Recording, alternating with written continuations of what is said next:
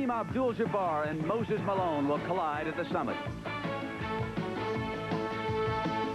Laker coach Pat Riley urging Norm Nixon to ignite the champions fast break. But the entire city of Philadelphia believes deeply that this is their year to halt Kareem and win the NBA.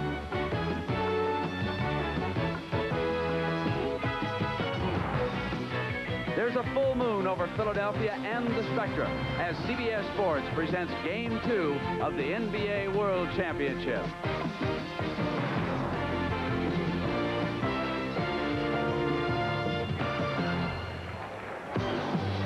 Our championship setting, the Spectrum in Philadelphia, Pennsylvania. It is the Los Angeles Lakers against the Philadelphia 76ers. Good evening, everybody, and welcome to Game 2. I'm Brent Musburger. On Sunday afternoon, of course, the 76ers beat these Lakers by 6 points, 113 to 107. Now, it was just 8 days ago that the 76ers won the East by eliminating Milwaukee in 5 games. For the Lakers, it was a tougher road. It was not until Friday night that they finally beat back the challenge by the San Antonio Spurs. So it was a tired Laker team that came in here on Sunday. But tonight in Philadelphia, there can be absolutely no excuses. These two teams have rested and practiced for 3.5 days here in Philadelphia. They are ready for Game 2. The Los Angeles Lakers are trying to become the first team in 13 years to win back-to-back NBA titles. The last man who led a team to that feat was our Bill Russell. He'll be at courtside tonight with Dick Stockton describing the action. Let's go down to Dick now. Thank you very much, Brent Musburger, and I'd have to say that the general perception has been that the Los Angeles Lakers are in a situation where they must win. Otherwise, they're faced with having to win 4 out of 5 games against a team that won more than any other team, and that could be a tough assignment indeed. Impossible, no, but difficult indeed. As far as the Sixers are concerned, they are on a high after winning that first game, as you talk about on Sunday. But if Philadelphia can't win tonight, they're on a downer as they go to Los Angeles. The Lakers have renewed confidence, plus the home court for the next 2 games at the Friendly Forum. So the urgency of this game is right out in front for everyone to see. And I'd like to bring in Bill Russell, who, of course, played on 11 World Championship teams. And the question is, how do you view the series at this point? Well, the first game, Sunday's game, was the least important of all the games, because although there was a winner and a loser, the most important thing gathered out of that game was information on how the games will be played from now on. How much of a must game is this for the Lakers? It's not a life or death situation. They must win 1 game here in Philadelphia. If it's tonight's game or the next game, but they must win 1 game and then win the games at home. Now, they would like to win this game because that would put the pressure on the Sixers, but this is not a life or death situation for them. All right, everyone seems to have the feeling, as great as Kareem has been, that Moses Malone simply is too strong for him. Do you share that opinion? Well, it doesn't make any difference unless the Lakers think that Moses is too strong. And what I mean is this: if the Lakers think that Moses is too strong, they'll be so anxious to help that they'll leave other guys unguarded, and this could be disastrous. You were 36 years old when you won your last championship at 69, Russ. Kareem is 36 years old trying to win another title. Any advice for him? Well, you know, when you get that old, it's one of the nice things is that you don't have to worry about a lot of things. You know what you can do and what you can't do. Now, he does not have to prove to himself that he can out-rebound or outscore Moses or anything like that. All he has to concentrate on is winning the games, and that's a nice luxury to have. All right, Bill, right now let's go back up to Brent Musburger. All right, Dick, the last man off the floor here at the Spectrum for the Lakers this afternoon as they practiced was Bob McAdoo. He stayed on the floor for 10 to 15 minutes shooting his jump shot. He was on his game. He later told our Kevin Lockery, who is here, that he intends to play tonight. So Pat Riley will have with him the hot hand that he played a year ago in beating Philadelphia in 6 tough games. Many felt that the most valuable player in that series was McAdoo. He figures to come off that bench now for the Lakers in the first quarter. Now let's go down to Pat O'Brien, who is standing by with the man, Kareem Abdul-Jabbar. Pat? Thank you very much, Brett. Kareem, you played a rough game on Friday, won on Sunday. You said you were tired. You've had 4 days of rest now. You guys look pretty spunky at practice today. How does the team feel? I think we feel all right. Everybody is as well as they can be under the circumstances. I'm looking for us to have a good effort. The key matchup is always you and Moses. You got to say at least it's a challenge to play Moses. Your feelings about him tonight before the game? Well, it's always a challenge to play him. I think I think I'll have a little bit more success because I'll have a little bit more gas to expend and more energy to use it in trying to deal with it. Okay, thank you, Kareem. Good luck tonight. Let's go back up to Brent Musburger. All right, Pat, thank you. And Kevin Lockery, the outstanding head coach of the Atlanta Hawks, has joined me now. And when we talk about coaches, Pat Riley of the Lakers, Billy Cunningham of the 76ers, but there are going to be some dramatic changes by those coaches tonight. Brent, they're two outstanding coaches. Pat Riley lost the first game, but he cannot be upset. They have the best fast break in professional basketball. They ran 36 breaks in the first game, only scored 23 points. They'll need 55 points out of their break. Now they have McAdoo coming back. He trails the break as well as anybody hitting the jump shot. He'll make that efficiency much better. Now, what defensive changes did Riley reveal to you? Well, Pat Riley has made dramatic changes. He's going to put Rambis on Moses Malone and Kareem on Ibaroni. Moses Malone is not such only a physical defensive player, but he's the most physical offensive player to ever play in the game. And it'll take some of the punishment away from Kareem, also enable Kareem to roam the lane. Kevin, beyond that, what do you think is the key matchup in this game? I think the key matchup will end up Jamal Wilkes and Andrew Toney. Jamal Wilkes has responded in every big game to have an outstanding game, and he could be the key player in the whole game. I think you can hear this crowd in the Spectrum. Beat L.A. They have been chanting this ever since Moses Malone signed that contract.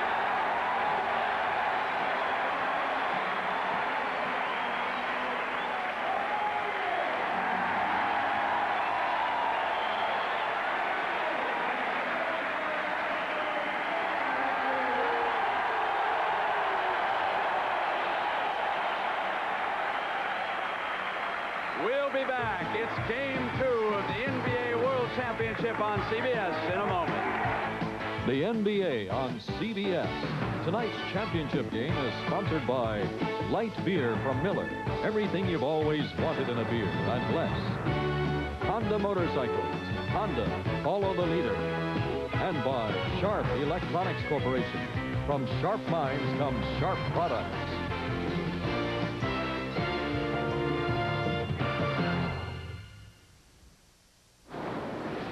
Out here, survival against the elements is what it's all about.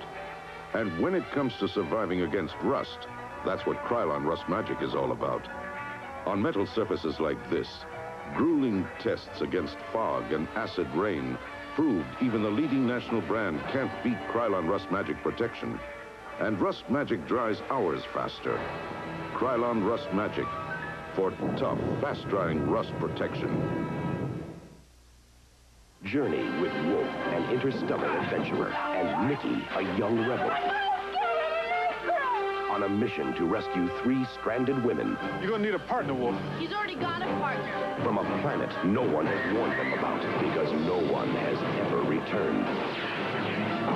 Space Hunter, Adventures in the Forbidden Zone, in 3D, rated PG.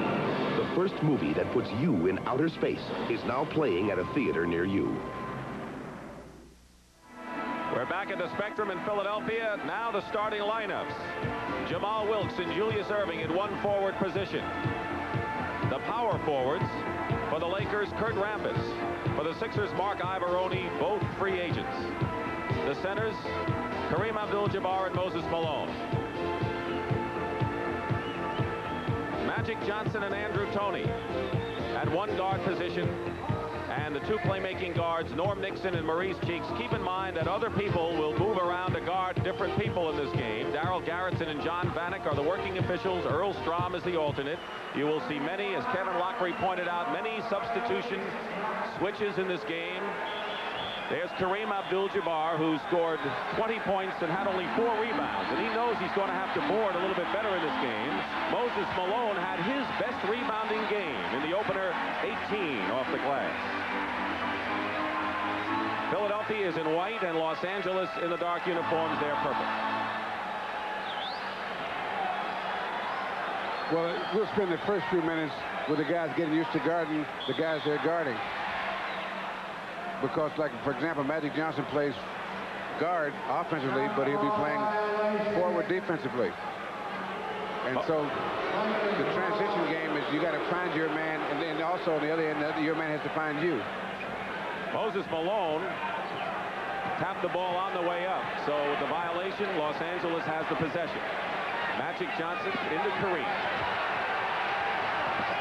Now, what the Sixers want to do when Kareem gets the ball inside like that is to wait until he puts the ball on the floor. They don't want to go up there too early. To double team.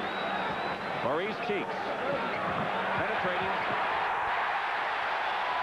With all the great stars on Philadelphia, Maurice Cheeks, as we've said many times, is the true barometer. The 6'1" guard tells you how well they're doing. And Jamal Wilkes, who Kevin Lockery pointed out, needs to have a good game, and he's had a lot of good games against Philadelphia. Kareem gets the rebound out to Norm Nixon.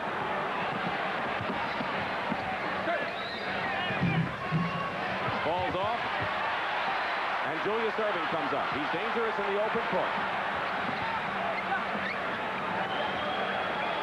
The doctor, Julius Erving, Mark Ivoroni, double team. And here comes Norm Nixon. Norm Nixon, sharp shooting, quick point guard for the Lakers. Magic Johnson has got Ivoroni defending inside. Wilkes hit his first shot. And we have a 3-second violation against the Lakers. Now, the key guy with this part of the game for the Sixers is Maurice Cheeks. He sets the tone. Offensively, he runs the plays for the team, but he also sets the key defensively. But offensively, he decides who's going to shoot and from where and what plays they're going to use. Cheeks, number 10, quiet, perhaps reluctant leader of this club, Andrew Toney from the baseline. There's a man to watch. The Lakers are going to have to pay a lot of attention to Andrew Toney, an explosive scorer who last year had 46 points in one game against Los Angeles. Kareem Abdul-Jabbar goes up, and they're going to call a foul against Malone. Kareem gave him a fake that he was going to go for the hook shot, the sky hook, the most famous shot in basketball, but he crossed him up on that and went for the jump shot, and Moses didn't recover quick enough without fouling. Jamal Wilkes, number 52, will inbound. Out to Irvin Magic Johnson, 6'9", who plays guard in actually all 5 positions. There's that sky hook. It's that time, and Malone gets the rebound. We've completed 2 minutes of the first period. Acrobatic Irving. Cheeks. And we'll have a loose ball foul against Los Angeles. It is the first foul of the game against the Lakers. They have come prepared, haven't they, here at the Spectrum to see Philadelphia, team that has gone to the finals 4 times in the last 7 years and still looking for that first title in this reign with Julius Erving. The last exchange there, when Maurice Cheeks had that open shot, he's such a good player that if they keep letting him have that shot, he'll make it, and that'll hurt him. Kareem Abdul-Jabbar committed the foul, his first, so the 2 centers have fouled. Intercepted as Toney's pass picked off by Jamal Wilkes. And here's Magic Johnson. Nixon took from outside. Now the Sixers telegraphed that Wilkes. Malone got the rebound. The last time down, the Sixers telegraphed the pass into Malone, and that's why Jamal Wilkes was able to pick it off. Great penetration by Maurice Cheeks. He's 6'1" in a game of big man that doesn't bother Maurice Cheeks. They have no basket at the other end and a foul against Philadelphia. But you're looking at Maurice Cheeks, who not only is a great playmaker and a defensive player, but has developed into a scorer. He's scoring over 16 points in the playoffs, 4 more than the regular season, and no longer can you leave Maurice Cheeks open. But the Lakers have the ball now in a 6-4 game, Philadelphia leading. And he keys the defense. He likes to double team a lot like he does on defense here.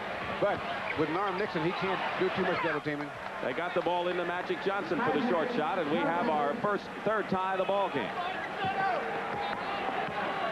It used to be just Julius Erving in Philadelphia, but now it's Malone, Erving, and Toney as the 3 potent scorers. Andrew Toney, strong in the middle, scorer. Between Toney, Erving, and Malone, the Sixers collected 72 points from that outstanding trio. Rambis with the offensive rebound, and the foul is called against Los Angeles. It's on Rambis. Here's Maurice Cheeks bring the ball up. Penetration there. And he's so good at that because he's so much quicker than you think he is. There he is again with the ball. Out of West Texas State. 2nd-round draft pick. And a foul against Magic Johnson. The Lakers, and Magic Johnson picks up his foul. Earvin Magic Johnson, who has a chance to play on 3 world championships in the last 4 years. Bill Russell, I know, did that. Blocked by Jamal Wilkes. And Kareem was there, too. Quick breaking. You're going to see fast-breaking teams both sides. Banking it in is Norm Nixon. Now, the Sixers have to guard against that because when the Lakers get their fast break going, it feeds their defense. They play better defense when their fast break is going because they have to control the tempo. Tony and Jamal Wilkes looks down court. He has Jamal Wilkes. Kareem blocked by Julius Erving. Rambis. The basket counts at a foul. So Julius Erving, who blocked 5 shots in game 1 on Sunday, blocked Jamal Wilkes on the outlet pass from Kareem. But Kurt Rambis had great persistence. Now here's the pass from Abdul-Jabbar, the long pass to Jamal Wilkes. Now what I want to tell you something is Julius Erving is the only man playing basketball now that makes that defensive play. That he catches the guy on the fast break. He's the only one I've seen this season that's playing professional basketball that does that particular play defensively. That's the second foul on the doctor, however. Rambis has the 3-point play, and the Lakers are up by 3. Under 8 minutes to go, first period. You see Los Angeles picking up Philadelphia at midcourt. And that's because of the result of their defense. When they do get fast breaks and free throws. Julius Erving misses. Ivoroni tried to keep it alive, and Rambis. He does the dirty work for the Lakers. Magic Johnson. Tony on him. Nixon lost it. Stepped on the line, out of bounds. Pat Riley with a tremendous playoff record of 12-3 in his first full year as coach of the Lakers. We're live at the Spectrum in Philadelphia. Dick Stockton and Bill Russell. Game 2 of the NBA World Championship. Mark Alvaroni, top of the key. That's one of the shots the coach says, oh no, good shot, good shot, good shot. He's the one you least expect to take a shot on this talented Philadelphia starting team. Free agent rookie. Inside against Ivoroni is Rambis. Tosses it up, and it's tipped in on this follow-up by Magic Johnson. So all 5 Los Angeles starters have scored. Aside from Moses, Magic Johnson is probably the best pure rebounder in this game. Inside to Malone. Sheer strength, and it's timing, too. And that was quickest. Knocked away by Cheeks. It's still Laker ball. And that's what Maurice Cheeks does so well. He's a great defensive player, and he gambles quite a bit. And what the Lakers try to do is take advantage and get Norm Nixon open. 6:41 remaining in the first period. The Lakers lead by 1.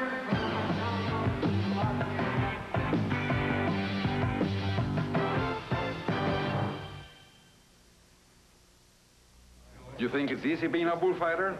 No, sir. You must have a great courage and tremendous skill, and you have to move fast. That's why when I am here in America, I drink light beer from Miller. Light tastes fantastic, and it's less filling. That's important because in my profession, you always have to stay 1 step ahead of the bull. Oh!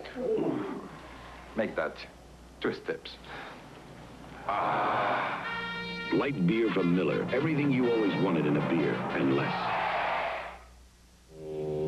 Dirt track racing. The most exciting, the most American sport on 2 wheels. The inspiration for an incredible new motorcycle. The Honda Ascot. Now, B-twin power and torque and racer quick handling comes off the track and onto the street. The Honda Ascot. What motorcycling was meant to be.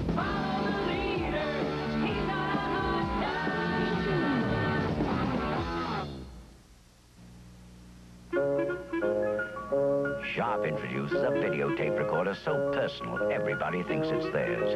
That's why they call it My Video.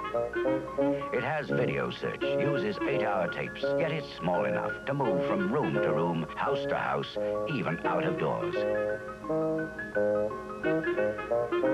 Sharp's My Video. We replaced 500,000 transistors and diodes with 1 tiny chip. From sharp minds come sharp products. The Muirfield Village Golf Club, the course that Jack built. I'm Jack Nicklaus. Join me at the Memorial this weekend on CBS Sports. 13-12 with 6:41 remaining in the first period. Magic Johnson, 6'9" guard, and he can rebound. Now, he has a reputation of a good rebounder, and you see his motion here. He's going for the basket. Now, one thing a good rebounder does is he goes like he's going to receive a pass. get in a position to catch it. And that's what the key to rebounding is to be able to anticipate where the ball's going to bounce and get yourself in a position to get it. Magic Johnson led NBA guards in rebounding. Of course, he was the leading rebounder on the Lakers with over 10 a game. He's known for his so-called triple doubles when he has double figures in points, assists, and rebounds. He just missed it with 9 rebounds in game number 1, and the team leader in many respects for Los Angeles. The Lakers have out-rebounded the Sixers 9-3, 4 of them off the offensive boards, which is an eyebrow raiser. As Pat Riley told his team, no rebounds, no ring. Kareem rolls it in. On the defensive end, Kareem is doing a better job of rebounding because on defense down here, he's gotten a couple of defensive rebounds now, and he's usually not in a good position to rebound. Because of defense they have to face. He's like now he's up above the foul line guarding Alvarone, and now he's back in the lane, but where he's playing defense, he's got good position to rebound. 5 seconds on the shot clock, and Cheeks got in. Had a shot blocked by Kareem, and here comes Magic. Like Julius Erving on the open court, he's dangerous. Alvarone outfights his teammate Erving for the ball. We are halfway through the first period and a 3-point lead for L.A. They're trying to even this series at 1 game apiece before they go to the Forum for 2 games, Sunday and Tuesday. Magic Johnson gets it to Kareem. A lot of guys he wants to... And there is Rambis, who went up without the ball, now underneath with a reverse layup. And Kurt Rambis has shown a terrific second effort early in this game. That was not your picture-perfect fast break, I can tell you that. But Pat Riley will take it. He'll take them all like that. That's right. Biggest lead of the game right now for the Lakers. Julius Erving, finger roll. Moses Malone can't keep it going. And here is Magic Johnson. Tony is guarding him. Erving is on Jamal Wilkes. Alvarone last touched it. Laker ball.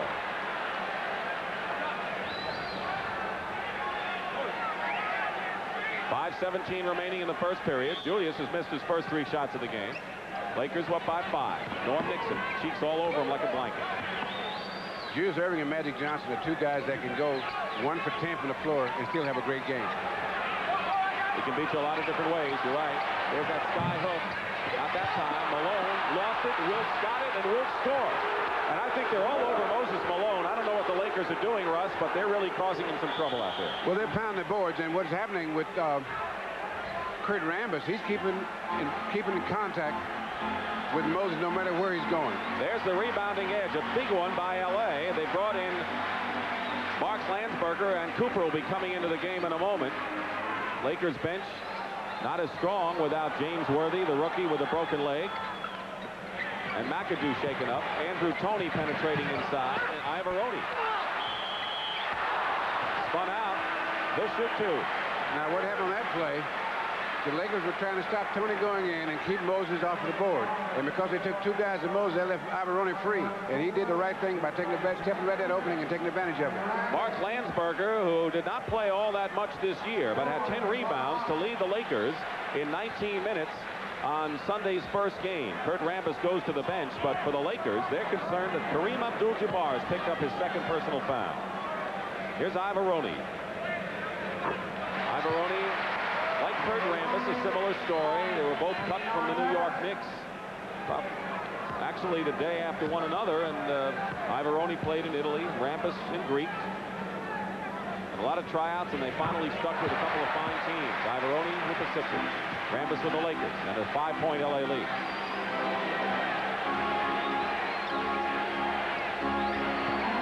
It is still Laker ball. They have 15 seconds to try a shot. And the Sixer defense came with Bobby Jones. He's a real addition to their team defensively. This is one time when you go to the bench and your team gets better. Alvarone goes out with 4 points and 3 rebounds. Jamal Wilkes.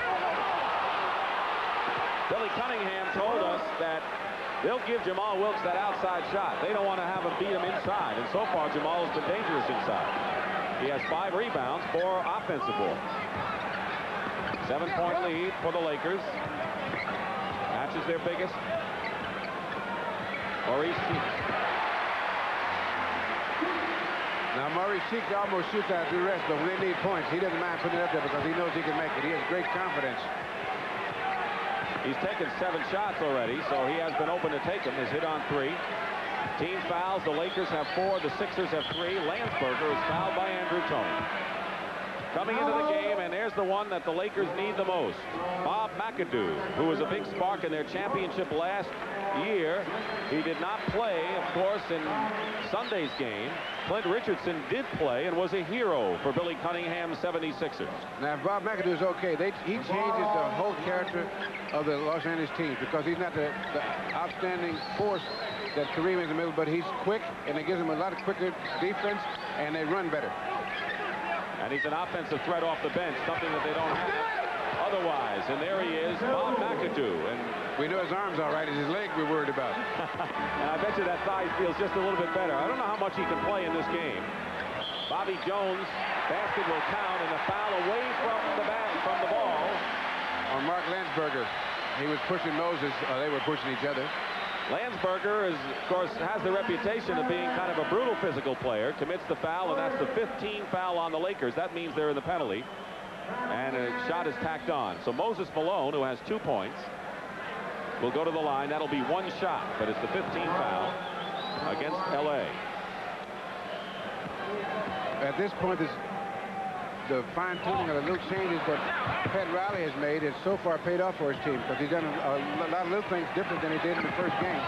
Magic Johnson behind to Wilkes. Out to Michael Cooper. Rebound. Wilkes with another offensive rebound. That's his 5th of the game. All over McAdoo is Bobby Jones. Good defensive player. Plenty of time on the 24-second clock for the Lakers. They're in no hurry. 2:45 remaining in the first period. It's been L.A. controlling it by 5. Now make it 7, as there's the combination of Magic Johnson to Jamal Wilkes.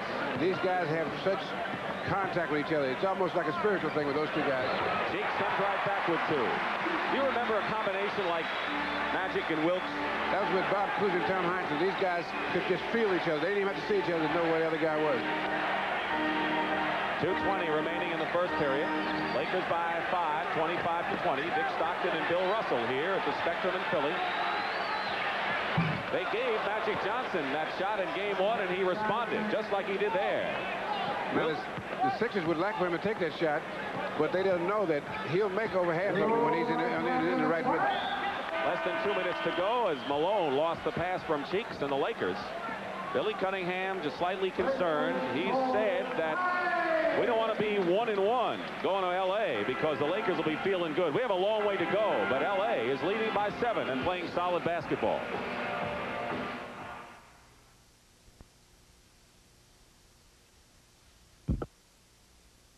Unfair advantage over these guys. I use the Gillette Atra razor. They don't. It's got the advantage of a pivoting head. Atra is better than twin-blade razors that don't pivot. See? They don't always stay in my beard, but my Atra pivots to keep both blades on my beard longer. So I get a better shave. Close. Comfortable. Get the Gillette Atra and get the Atra advantage. Sometimes a little advantage goes a long way.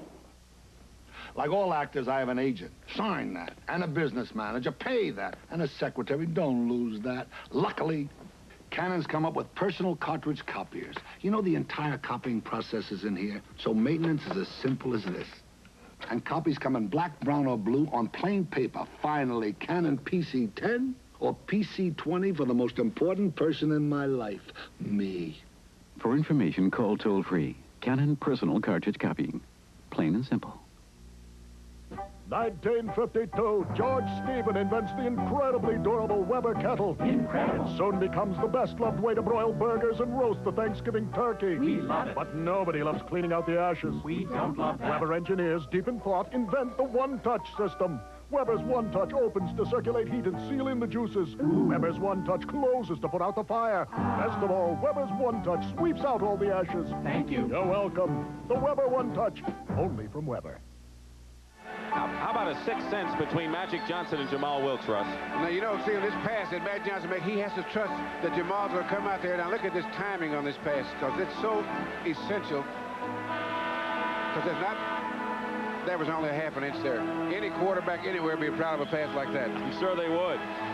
The rebounding story is dramatic. The offensive rebounding story, L.A. 7-1 edge. And the points off the offensive rebounds, 11-2 Los Angeles. This is exactly what Philadelphia capitalized on in game 1 to give them an early lead. But it hasn't been that way, and Moses Malone is challenged. He has scored 2 points, and he has 2 rebounds in the game. But you know that before it's all over, he'll be cooking. Kareem Abdul-Jabbar getting a breather on the bench. So the Lakers right now have their quick team in there with, I guess, the exception of Landsberger. They've got McAdoo, Magic Johnson, Cooper, and Wilkes. Cooper going against Cheeks, and they're going to call the offensive foul on Michael Cooper. Too much arm for Michael Cooper. Well, he kept knocking Maurice Cheeks' hand off.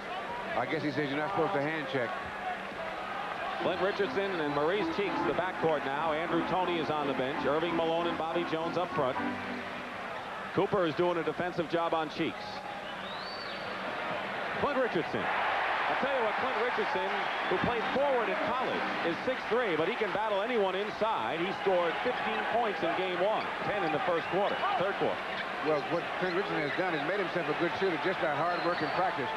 Landsberger against Malone decides not to challenge him, and he throws the ball into the hands of Mo Cheeks. 3-on-1 break for Philly. Here's the doctor.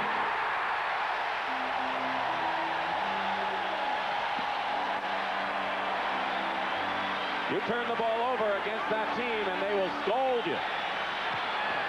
Magic comes back, but it's an air ball. And here comes Philly again, 2-on-1.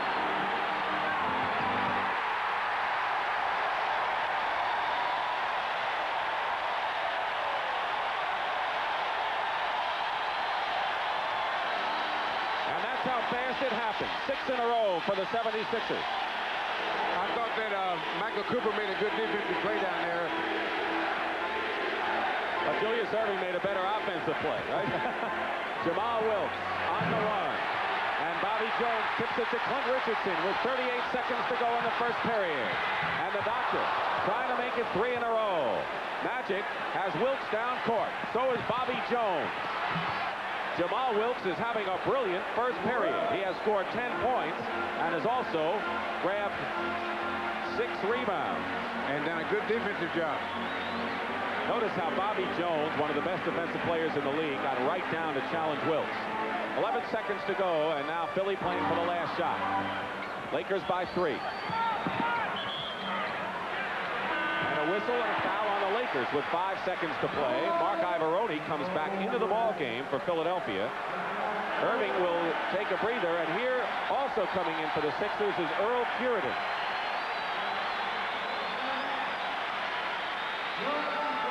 Here's Earl Puritan from Detroit in his 3rd year, forced to play because Clement Johnson is out. Now here's a steal by Maurice Cheeks. He starts the fast break.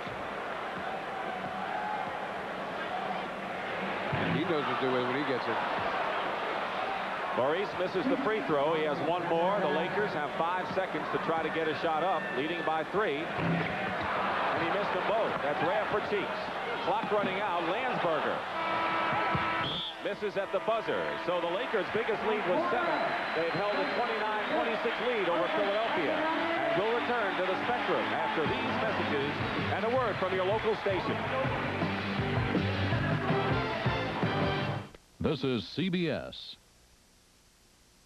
Saturday at 7 on Pacific Current, one man's trash could be another man's treasure. Then contact lenses. Pacific Current, Saturday at 7 on Channel 5.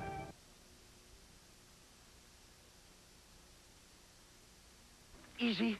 Even when the West was mostly made of dreams, there was Wells Fargo. It's worth a fortune. Want to see something funny? Yeah. Helping people turn a vision of life into life itself. It's something we still do.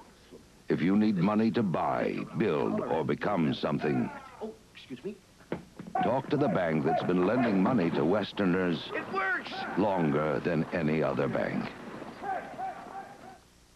It's happening. The love affair continues. I got a Challenger. I got a Sapporo. Because among sporty Japanese-built cars, 2 of the best buys are Challenger and Sapporo, imported for Dodge and Plymouth dealers, built by Mitsubishi, with more standard features than Toyota Celica GT or Datsun 200SX, and a bigger engine. I got a Challenger. I got a Sapporo. Challenger and Sapporo, imported only for Dodge and Plymouth. Basketball Hall of Fame, in my hometown of Springfield, Massachusetts, where basketball history is preserved and displayed and its founders and heroes honored. We invite you to visit the Basketball Hall of Fame in Springfield, Massachusetts, and our NBA arenas throughout the country. The preceding message was furnished by the National Basketball Association. Live at the Spectrum in Philadelphia on CBS Sports, the NBA World Championship. Game 2, the Philadelphia 76ers with a 1-0 lead in games, trailing to the LA Lakers 29-26 as we start the second period. Jamal Wilkes with 10 leads the Lakers. Maurice Cheeks with 8 is the high point man for Philadelphia. But the rebounding story has heavily favored the Los Angeles Lakers, who have an 18-7 rebounding edge over the best rebounding team in the league this year, Philadelphia. On top of that, in Kevin Lockree's matchup before the game, Jamal Wilkes has 10 points and 6 rebounds, and Andrew Toney had only 4 points scoring in the first period. So Wilkes has the edge at least in that one. For the first quarter. Dick Stockton and Bill Russell. Mark Ivoroni is guarded by McAdoo. Andrew Toney penetrating. McAdoo gets the rebound, but will have a foul against Philadelphia. It was on Ivoroni his first. Notice the next time that Philadelphia has the ball that Andrew Toney is being guarded by Norm Nixon, something that the Lakers haven't done before. But right now they have the ball. And they'll have an offensive foul on McAdoo. What about Nixon against Andrew Toney? Well, he can match him speed for speed so they don't have to get so much help. Now, here's what McAdoo does here offensively. Now he's trying to keep the hands off. Ivoroni. This is coming out of nowhere. Bobby Jones with the offensive rebound. He went right over Magic Johnson. And that's just a simple matter of blocking out. Bobby Jones with the offensive board. Norm Nixon. Clint Richardson the rebound. Loves that inside action, Clint does. 76ers looking to take a lead here. Last time they led 8-6 early in the first period. Ivoroni. Fall away, and he was fouled. So the Lakers are picking up a couple of early fouls here. Their second team foul, and the personal is on McAdoo, his second personal foul. Back into the game is Kareem Abdul-Jabbar, 36 years old, the oldest player in the playoffs as Landsberger goes out. What the Sixers are trying to do in running their offense is they're trying to stretch it out and spread it out so the Lakers have to play defense, and that's the reason they're able to get them in foul trouble in this quarter, is that they're making them play half-court defense. And they're making them play it for 10, 15, and 20 seconds. 4 ties in the ball game early on. 76ers trying to take a lead. LA had it by as much as 7. They failed to do it, and the Lakers in a tie ball game. Magic Johnson. Got McAdoo, Kareem, Nixon, and Cooper. It's a big lineup. And he takes it himself. See, that's what's so tough about Magic. He makes you look like he's looking for a pass or somebody to move out of position. And then when he sees an opening, he's so quick for a guy that size that he can penetrate and hurt you that way. It is still Philadelphia ball. They have 19 seconds to attempt a shot. 24-second shot clock. Minute and a half just about gone by in the second period. Lakers leading 31-29. Earl Currit to Andrew Toney. Andrew Toney, who averaged nearly 20 points a game in the regular season. He had his best scoring game of 25 in game number 1. Magic Johnson going outside again. Lead pass to Bobby Jones. And it's knocked away by Curridan. Philadelphia ball. Now, if you're a good fast-breaking team, you have to try that kind of pass. You have to try. You throw them away, but you have to try that kind of pass if you're a good fast-breaking team. Bob McAdoo. Cooper trying to keep it going. Goes high for it and draws the foul. A loose ball foul against Philadelphia. It'll be the second team foul against the Sixers. Earl Curridan, his first. Kareem. No way you'll stop that. They fronted him, meaning they try to stop the pass to him. And once he gets in that position, you know what he's going to do. Now, the last time I said that the Sixers had to try that pass, because if you don't, guys won't run when you try a fast break. Bobby Jones. McAdoo. Had it, lost it, and Andrew Toney comes in. Can't give Philadelphia too many second chances. Then they have another tie. Especially not Andrew Toney. He is the one player Pat Riley talks about in his sleep, and I guess the same goes for Billy Cunningham in regard to Magic Johnson. Not so much for his scoring, but the other things he does. 8 seconds remaining on the 24-second shot clock.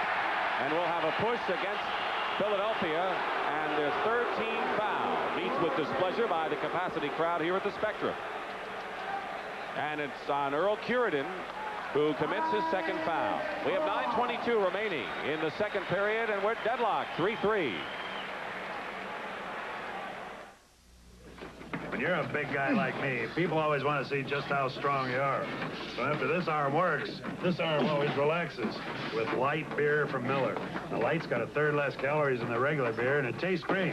What I like about it, it's less filling. So when you're in a hot match like this, you can't afford to get filled up. You have the time? Yeah. About 8:30. Yeah, thanks. Light beer from Miller. Everything you always wanted in a beer.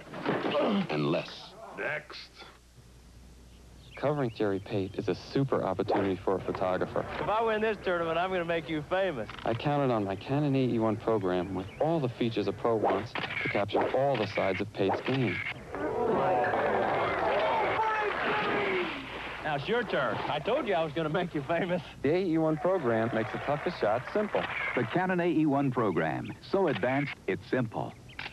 Canon, the official 35mm camera of the 1984 Olympic Games. GMC Truck presents Super Selling Days.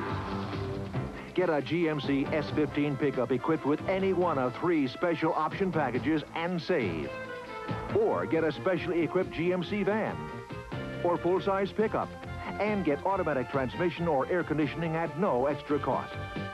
Look for the red tag specials now while supplies last and save during Super Selling Days at your participating GMC truck dealer. The Lakers and the 76ers live from the Spectrum in Philadelphia on CBS, the home of the World Championship. We have a 33-all tie, and Philadelphia, in the last few minutes, have been doing it with 2 of their top 3 stars, Moses Malone and Julius Erving, on the bench. But now Moses Malone comes back in the ballgame. Well, both coaches substitute according to what they see is happening with their teams, without regard to who the other team has out there and when and why. Well, acting and not reacting, right? That's because they're what I call action coaches. They act rather than react. McAdoo tried to get a pass in there, tipped away, and actually Cooper got a gift. That was tipped by a Laker, or by a 76er, right into the hands of Michael Cooper. So L.A. is in front under 9 minutes to play in the first half. Ivoroni and Jones. Good steal. It was Norm Nixon combined with Wilkes. Nixon the ball handler.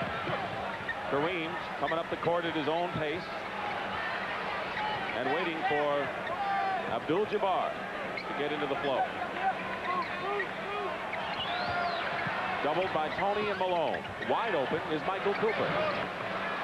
And that's what the Lakers like to do. They know the 76ers will double team, and the guy they double team will be at least 2 passes away. And so the Lakers, in order to get a real good shot, have to make 2 passes when Kareem throws the ball back out. Billy Cunningham's not going to wait long before putting Julius Erving back in the game. He's at the scorer's table. Andrew Toney put a spinning move on the Lakers that has to have them bewildered right now. He's hit his last 3. And that move he made, Rudolph Nuyel would have been very proud of that one. Toney has 10 points to lead Philadelphia. Wilkes with 10, still the highest scorer for the Lakers. Bobby Jones all over Cooper. 10 seconds on the 24-second clock. Under 8 minutes to go, first half. Nixon pulls up over Toney, and Norman Nixon, who scored 26, to lead the Lakers. They need his outside shooting. Don't forget he had a bruised left shoulder as a result of a collision with Toney early in game 1. They're matched up here. It was Nixon who got a hand on the ball. So Norm Nixon on good defense comes back 2-on-1. Wilkes misses, but Michael Cooper makes no mistake, and the Lakers, Pat Riley, have them going now, and a 6-point lead for L.A.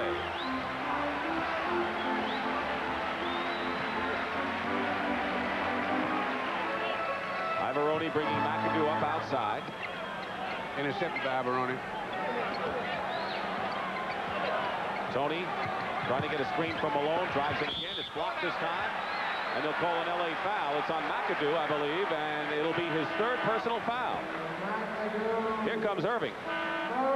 Now, here's that move I was talking about that Andrew Toney made out of the corner. Now, he'll make a reverse move while he's still moving so quick right there. Look at that. And he has to make a shot at the end of that move, too. Yeah, once he gets there, he's got to do one last thing. Put the ball in the hoop. And that's the hard part. So Rambis is in for McAdoo, as we said, has 3 fouls. McAdoo's played with 6 teams in the NBA, but never did he get as much pleasure as winning the World Championship with the Lakers last year. He won just about every individual honor, MVP, Rookie of the Year, and was also top scorer several times. It rolls in for Andrew Toney. 41-37, nearly 7 minutes remaining in the first half. Andrew Toney has scored the last 8 points for Philadelphia. He's one to watch for Pat Riley. And he double teams. Rambis comes in. He didn't have control at first, but he got it back in time. That was a great pass by Kareem, because in heavy traffic, that's the hardest pass to make that a guy can catch and shoot. Last touch by Michael Cooper. Talk about not pretty but works. How's this Kareem to Rambis play? Now, here's where he's such a good passer. Now, you watch the speed on this pass. Just drops it right in there and hit him on the numbers. When you hit a guy on the numbers, most of the time he'll come up with something. Rambis' sheer hustle has helped Los Angeles in this half. I'm going to Kingsford tonight. I'm really going to do it right. Don't have to fight it. I'm just going to light it. I'm really going to do it right. I'm going to Kingsford tonight. You going to trust that steak to any ordinary charcoal? Get the best.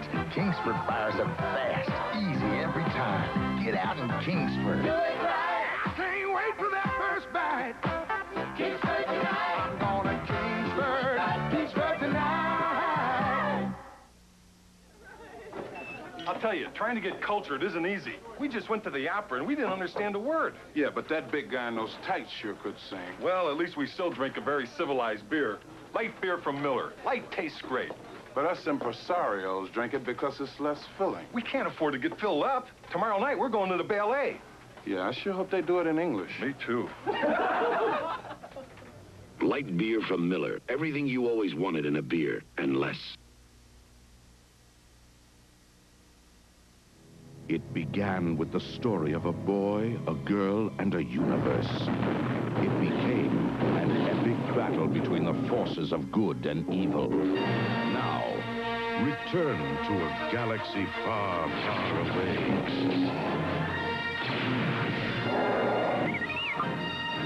The saga lives on. Return of the Jedi, rated PG. Now playing at a theater in your galaxy. Friday on the Dukes, the fur flies when a bandit and his lady break in on boss's territory and the boys get tied up in the trouble. Caught him with the evidence. Friday. Dick Stockton and Bill Russell are back at the Spectrum in Philadelphia. The Lakers leading by 6 with 6:45 remaining in the second period, and they continue to do the job off the boards, both defensively and offensively, as LA has a 9-3 lead, and what you want to do when you get the offensive rebound is convert them into points, and that's the result right there. As Brent Musburger said, and it's going to be a continuing theme throughout this championship, the Lakers trying to become the first team since Bill Russell's Celtics to win back-to-back world championships. That was the last time was in '69 season. Philadelphia trying to get that elusive world title for their fine fans in Philadelphia. Although they're being out-rebounded, the 76ers defense have kept them in this ball game. If they weren't playing such good defense, they would be much further behind than 4 points. And it's always that good team defense that Philadelphia plays. Malone has 4 points in the game.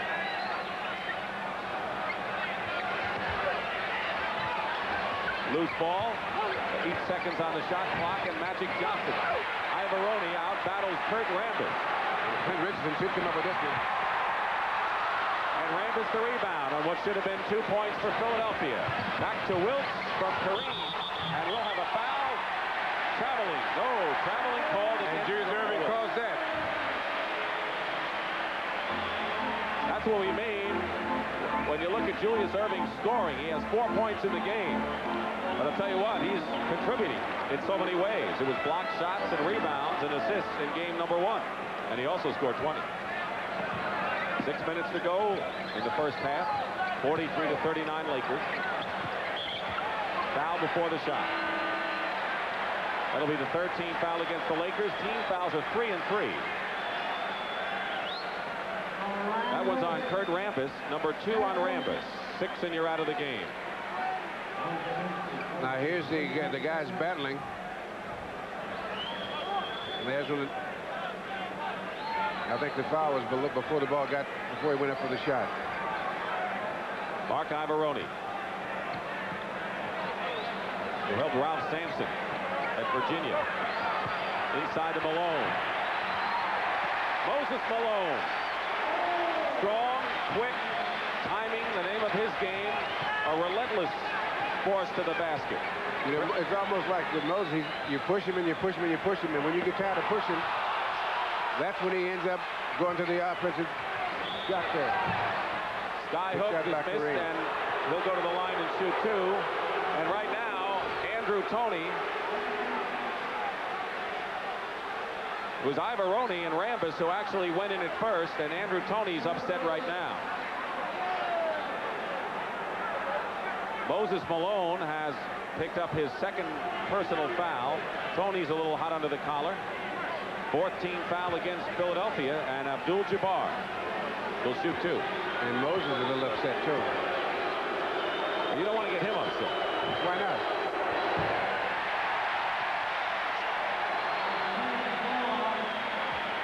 Kareem has 6 points.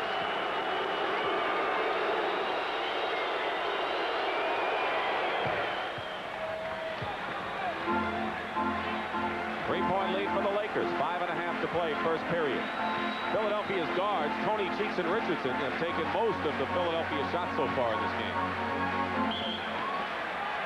And a foul away from the ball again. It'll be on L.A. Norm Nixon. And that will be the 14th foul on the Lakers. So both teams now are 1 foul away from drawing the penalty. It's first personal for Norm. Kicked out of bounds by Kareem. And a new 24. 5:21 remaining. Malone and Rambis are doing a little do-si-do your partner, trying to get position inside. There they go to Malone inside. Malone, 8 points and 2 rebounds. Has scored 6 in a hurry here.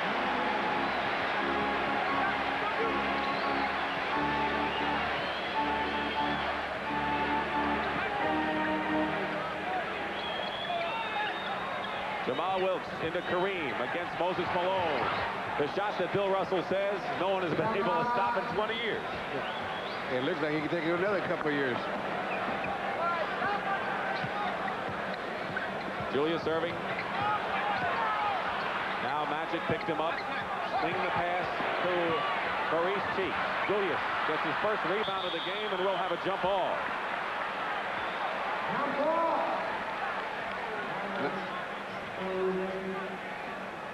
Now here's Moses, the kind of, you know, you're out there, you're pushing one guy, Now when they get the pass in there, there's 1, 2, 3, 4 guys around him.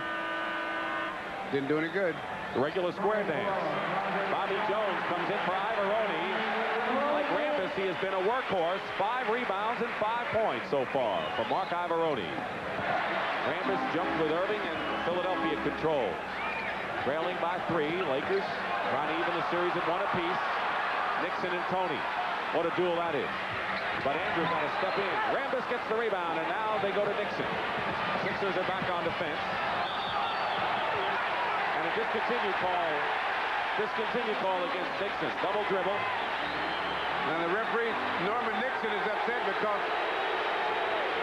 one referee called the Sixer hitting, and the other referee didn't call it, and called it double dribble.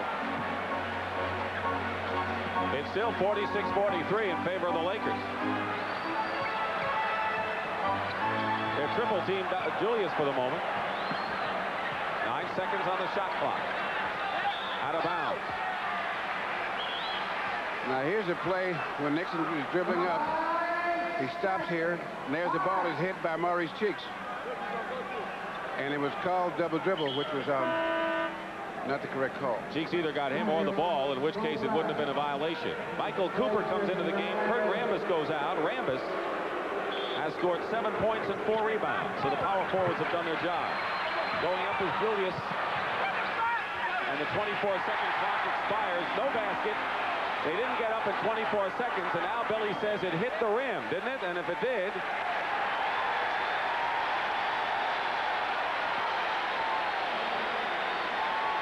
And the Lakers are upset again. They want to call timeout. They think saying that it's a it beat the 24-second violation. They beat the 24-second clock.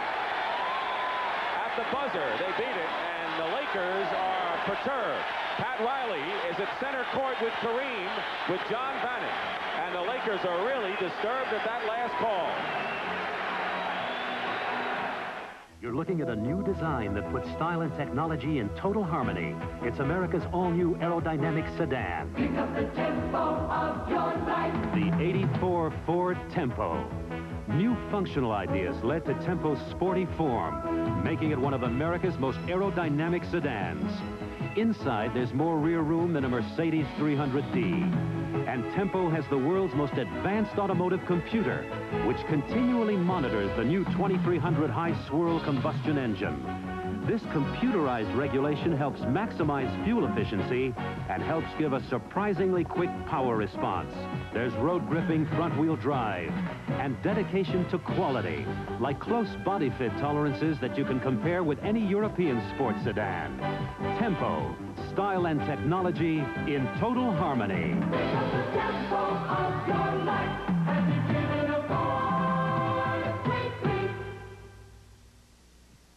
Okay, guys, I was a little off. We're not on Route 35. We're on Jackrabbit Road. Jackrabbit Road? Yeah, we're not in Pennsylvania. We're in West Virginia.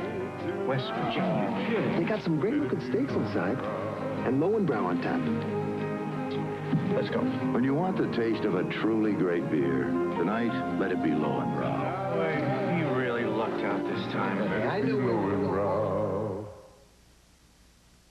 Back in Philadelphia with the 76ers now closing in on the Lakers again, trailing by a point. I'm Brent Musburger with Kevin Lockery, who'll be along at halftime. And Kevin, we've had an adjustment now in this game. Pat Riley started to make the adjustment for Moses Malone. Now he's gone back to putting Kareem on Moses because Moses is so persistent. He has wore down Ramos already. Now, Moses is a very special person, and we'll have a special report on that. Let's go to Pat O'Brien. Thank you, Brent. You know, this is Philadelphia with Moses here. They're calling it the Promised Land. A special look at Moses Malone at the half. Let's go to Dick Stockton. All right, thank you very much, Pat O'Brien. Moses Malone, and he draws the attention, Bill, doesn't he, like all the centers do? Very much so, Dick, and he draws attention and still scores because he's so quick that he's able to get a shot off before that defense can really set up or really bother him too much. Lakers leading 46-45, and Norm Nixon with a penetrating shot of his own. Nixon right now has 6 points in the game. Only one Lakers in double figures. Wilkes with 10. Same for Philadelphia. Tony leads with 12. Bobby Jones. And Nixon comes down with it. He's got Magic Johnson and Cooper on the flanks. Slow it up, and that's because Cheeks wouldn't let him do anything with it. Cooper inside. Got free. Good play, Lakers. And great pass out of the corner.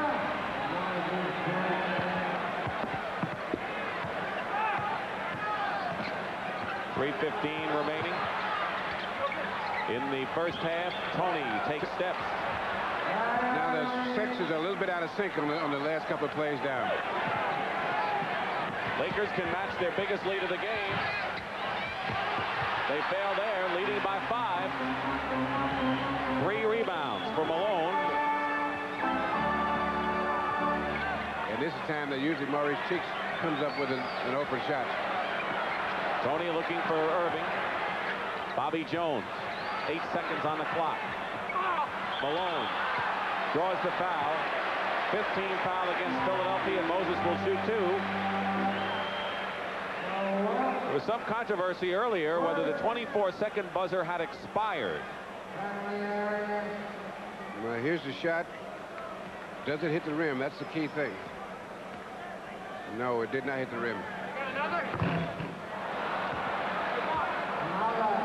And that's what the Lakers were upset about, because if it doesn't hit the rim, then the 24-second had expired. Rightfully so. Malone misses 2 free throws. So now the Lakers again with a chance to make it 7 with 2:39 and running remaining in the first half. Sixers are not shooting well from the line. 5 for 11. Double team on Kareem. Wide open Cooper. What a pass to Wilkes. Wilkes is used to getting that kind of a pass from Magic Johnson. So the Lakers are passing crisply, getting men free inside. And now have matched their biggest lead as we're getting near the 2-minute mark of this first half. Timeout, 22nd timeout, called for by Philadelphia. Now here's that pass from Cooper to Jamal Wilkes. Kareem had drawn a crowd there with Bobby Jones and Moses there, and he passed out to Cooper, and there's Wilkes free. Quick little pass, and he knows what to do with it. Why was he free so much? Well, because they're concentrating on the big guys in the middle, and this is what happens, that a guy can go into that open place that Bobby Jones left to double team Kareem. Wilkes blew right into the open spot, and that's how he got free. Bill, do you think we're seeing too much double teaming? Do you think that because we have 5 talented players on each side that someone's going to burn you? Well, what happens is both these teams play that way all the time. And a good passing team causes problems for teams that double team because they know that you have to make that extra pass and you get an easy shot, either jump shot or, like in that case, a layup. 10 seconds on the shot clock, and Kareem knocks it to Magic Johnson. 52 to 45. Cooper. Magic. Less than 2 minutes remaining in the first half. Lakers are in the best position they've been in the game right now. They've controlled the boards throughout. The left-handed fly hook doesn't go, and Julius Erving, you almost knew that Erving said, if that goes off the rim, I'm going to get that ball. He knew exactly where that rebound was going because he started before his shot was taken. Tony is double teamed. Lakers playing good defense. Tony throws the ball away. The Lakers are doing it at both ends of the court right now. With 1:31 to go. Is crowding in the 3-second lane there in the paint there. Johnson going in, and Magic Johnson gives the Lakers a 9-point lead. 54-45, their biggest lead of the ball game. And the Lakers defense, as I said, is feeding off their offense. Now they play much better defense when they get the running game going. Moses Malone is fouled. And if it's on Kareem, and apparently it is, it's number 3 on Abdul-Jabbar. 3 fouls on Kareem Abdul-Jabbar. He'll go out of the ball game. Kurt Rampus is back in. And Clint Richardson has come into the ball game for Andrew Toney in Philadelphia. So Kareem goes out. He has scored 9 points, but leaves with 3 personals. And the man who will be profiled at halftime, Moses Malone.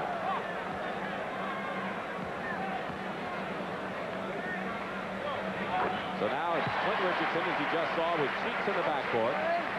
Bobby Jones and Julius Erving, the forwards, and Malone. Now you'll see that the Lakers this last minute will have to help out even more in the middle because they have a very small lineup now, and they have to, more guys have to go to the board rebounding if they want to maintain the lead. And now we have the 22nd timeout called for by the Lakers. Each team is allowed 1 22nd timeout in a half. Pat Riley, our coach, and Billy Cunningham, 2 of the best young coaches. Don't forget, coming up at halftime, Brent Musburger, along with Kevin Lockery, to analyze what happened here. Pat O'Brien will be along. We've told you about Moses Malone, an inside look at the man who Philadelphia 76ers acquired to win them the championship. And, of course, a special day today for the doctor, Julius Erving. Julius Erving received a doctorate at Temple University, and you'll get the inside story on that also coming up at halftime. Just another great honor for one of the classiest gentlemen in all sports.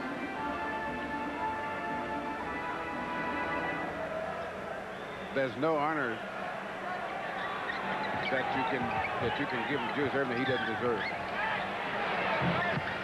Bobby Jones, the rebound on Nixon's miss. Under a minute to go in the first half. 7-point lead for Los Angeles, 54 to 47. Julius was a little off balance when he took that shot, but it's a big basket for the doctor. He was off balance when he went up, but he was not off balance when he released the shot. That's the important thing. Yes. 36 seconds to go in the half, 19 on the shot clock. You're looking at the game clock. Magic Johnson and Clint Richardson. Jamal Wilkes, whistle. It's going to be a Philadelphia foul on Erving, and he's running after John Vanek now. You rarely see Julius Erving get too angry out there. That's his 3rd personal foul, and that could be a problem for Philadelphia. because his contributions tonight have mostly been outstanding defensive play and good rebounding. And when they need a basket, he's gotten a couple. He's not, you know, there are times when you hear guys say, well, Julius only has 8 points, he only has 6 points. That doesn't give you a true indication of how he's playing. If you watch him without the ball, he's doing a tremendous job out there. Those days are over when Julius Erving has to score 30 or 40 points, and he knows it for them to win. Jamal Wilkes. Clay Johnson coming into the first time of the ball game.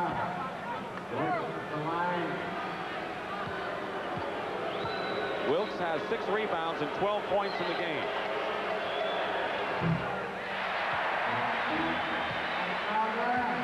He scored 16 points in the first game. He's no stranger to world championships.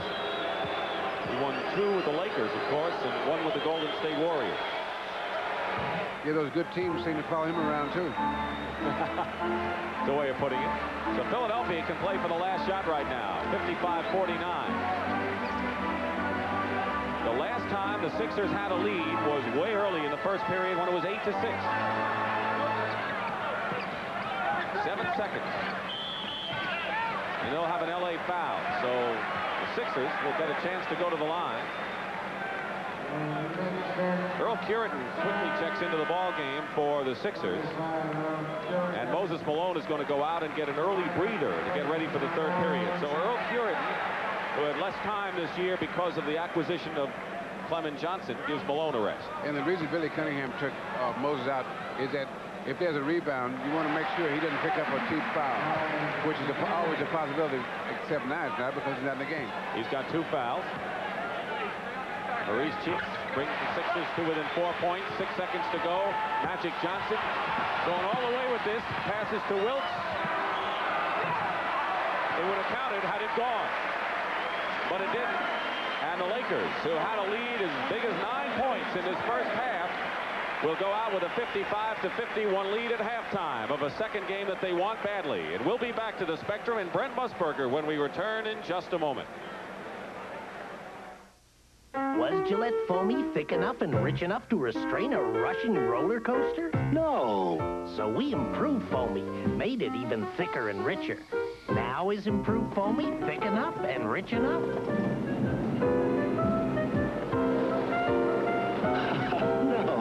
But if you thought your Foamy gave you clean, close shaves, just wait till you see how much thicker and richer Foamy is now. Gillette Foamy Shave Cream. We made it even thicker and richer. It's Sears' Great American Memorial Day Paint Sale. Tremendous savings on almost everything you need for painting. Save $7 on Weatherbeater flat exterior paint. Save $6 on Easy Living matte flat interior paint and Weatherbeater exterior stains. Your choice, just $9.99. Save $150 on Sears' Best Craftsman 1-horsepower compressor. Now $399.99. Save 18 to 50% on selected brushes, roller covers, caulking, and more. It's all sale priced now at Sears. Sears pre-holiday sale is on. Through Saturday only, save $20 to $200 on selected Sears home appliances. Save on Kenmore washers and dryers, portable and built-in dishwashers, Kenmore gas and electric ranges, microwave ovens, refrigerators and freezers. And save on color TVs, video recorders, stereos, Kenmore sewing machines and vacuum cleaners. Save $20 to $200 now through Saturday during the pre-holiday sale at Sears.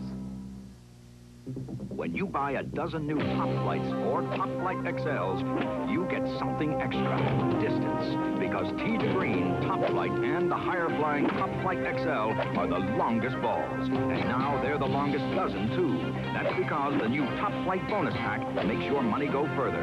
While supplies last, you get an extra 3 free balls with the Top Flight bonus pack. 3 free balls. The longest balls are now the longest dozen.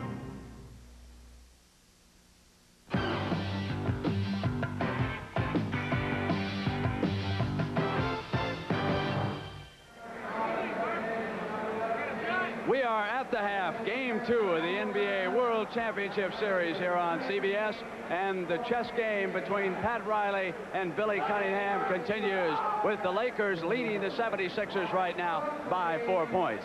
Speaking of chess games, there is one going on right now between the San Antonio Spurs and the New Jersey Nets. Stan Albeck was all set to leave the Spurs and become the next coach of the Nets. However, today, Angelo Drosos and the Spurs organization got a temporary injunction preventing Stan from talking contract with the New Jersey Nets. What that means is that Angelo is holding out for a draft choice.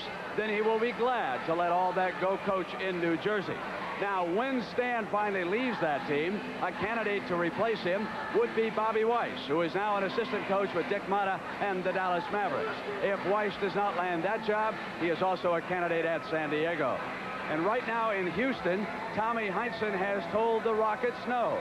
You perhaps have read that he turned down $250,000 to coach the Rockets.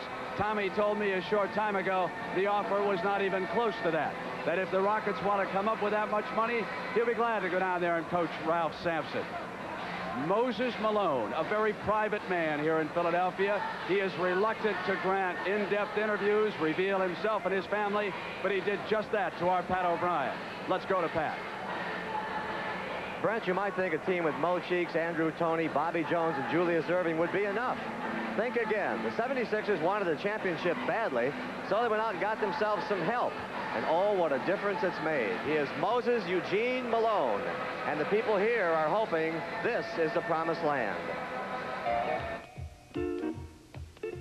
Moses gonna take us to the promised land, the promised land, the promised land. Moses gonna take us to the promised land. Just you wait and see. Listen, everybody. To lead them to the promised land, the 76ers have committed more than $2 million a year to Moses. And what does a $2 million a year man want? A couple of buckets, some privacy, and some understanding. A lot of people got me misunderstood. I'm really one of the down-to-earth people that everybody would love to meet. I'm straightforward. I'll be true to people. I'll let them know how I feel. I like to be by myself and be a private person and do what I think is best for me. He was a street kid who played street ball on this playground in Petersburg, Virginia. It didn't take him long to figure out it was what he did best, leading his high school team to 50 consecutive victories and 2 state championships before deciding amidst a wave of controversy to skip college and go pro. His first paychecks came from the ABA, where many were frankly surprised he was able to hold his own. He was only a youngster. And then on to the NBA, where he honed his skills to become one of the most dominant big men on a team he felt at home with, the Houston Rockets. I really want to play in Houston. I really want to be in Houston. They've been saying for the last 2 years, whatever offer sheet Moses get, we're going to match it, and he's going to be here. So I went and got him offer sheet and gave them their bluff. When they got the offer sheet, they bluffed. They went back door on me. So I couldn't play with Houston. My second choice was Philadelphia. This season, Moses and Philadelphia began a brotherly love affair. And there it was, that first check for $1 million. The Sixers' investment paid off. Moses led Philadelphia to yet another Eastern Conference title. But off the court, he still had some problems with some of the press, who he claimed wouldn't accept him, the real Moses. Why can't Moses Malone be himself? Why should I worry about what people think about me? If people want to write something about me, bad or good, I got to take it. I figure I'm going to live, and I'm going to be happy. But I figure I let people try to control my life and tell me what to do. I'm not going to be happy. Apparently, what makes Moses very happy these days is spending time with his wife, Alfreda, and playing with his son, Little Mo. Little Mo brings out Big Mo's childhood in him. When they play together, I can see the boy that when Moses was growing up. I'm going to own the child. I figure that if I ever get a child, I hope it will be a boy. And it's a happy feeling to see your kid growing up and know that in the future that he'll be so great. Here he is. Moses also has an extended family, which includes Special Olympic athletes. He enjoys helping others. I feel from my heart that I'm doing it because I want to do it. I ain't doing it because nobody else wants me to do it. And when I do it, I don't want nothing in return. I just, it's going to help people out. I just want to make the people happy. And right now, nothing would make Moses happier than winning the championship and taking home his first NBA ring. It's going to feel great. I'm going to be a size 12 and a half. I'm going to put on this finger right here. Yeah. It's going to feel great. for the team, for the coach, for the city of Philadelphia. Size 12 and a half. Anyway, you won't see him be that gentle out here. He once said of his basketball work, I'm here to work, not to look pretty. And we'll see if it does work to lead these people to the promised land. And now up to somebody who leads us to places all over the world, Brent Musburger. Thank you, Pat. Nice job with Moses Malone. And Kevin Lockery and I are going to come back. We'll take a look at the first half because Moses Malone was the main figure. We'll do that as we continue our coverage of the NBA World Championship Series here on CBS right after these messages from your local station. This is CBS. I'm Wendy Takuda in the Eyewitness Newsroom. Some of the stories that we're working on right now for Nightcast, we're getting more amazing pictures of an earthquake in progress, that powerful quake that jolted Japan. On Nightcast, the latest on the destruction that quake left behind. And now this. Now you can buy a carpet by Lee's, Evans Black, or Gulistan, and we'll install it at no extra charge during Emporium Capwell's big sale. It's big! Also tonight on Nightcast, that brush fire that is still raging through part of Southern California. And Dan Rather takes a stand in his own defense. That and more at 11 o'clock on Nightcast tonight. What's black and white? Smooth, but rocky. Unpredictable, colorful, mysterious, but playful, and very, very big. Big island of Hawaii. There's no place like it on Earth. And there's no airline that can take you there like United. Let the friendly skies bring the big island alive. Coors to you. The clean of it. Coors to you. The fresh of it. Coors to you. The best of it. The best of the Rockies is yours. The clean of the Rockies. The fresh of the Rockies. Brewed the Coors way. Natural and pure. Coors to you. The clean of it all night through. The fresh of it. Rocky Mountain Gold, you got it. The best of the Rockies is yours. In the race to put personal computers in the office, Wang introduces the winning formula. The Wang Professional Computer. In data processing, it's faster than any personal computer tested. Only Wang offers you the best-selling word processing in the world. And only Wang gives you all this, plus unbeaten communications. The Wang Professional Computer. In the race to office automation, it leaves the competition in the dust. All aboard the big bus tonight at 9:30. At the half, the Lakers lead the 76ers by 4, 55-51. If you could hire one man to cover a golf tournament for you, it'd be Jack Nicklaus. He did that for us today at the Memorial in Dublin, Ohio. This is Jack Nicklaus at the Memorial Tournament. This year, we're honoring that great golfer of the past, the Silver Scot, Tommy Armour. The weather was superb today in Dublin, Ohio. The golf course is in great condition, and we have a great field. There were a lot of good scores today. Ben Crenshaw and Lanny Watkins were the early leaders with 67. Unfortunately, I shot 76, and I'm going to need a 67 tomorrow. This is Jack Nicklaus, CBS Sports, Muirfield Village Golf Club, Dublin, Ohio. He probably will shoot that 67 tomorrow, too. Well, Kevin Lockery, taking a look at that first half, I thought defensively the Lakers started out very strong. The Lakers did an excellent job. The changes that Pat Riley used really worked early, but Philadelphia and Billy Cunningham made some excellent adjustments. What about Magic Johnson, Kevin, and what does he mean to the Lakers on the attack? Magic is really the leader of the club.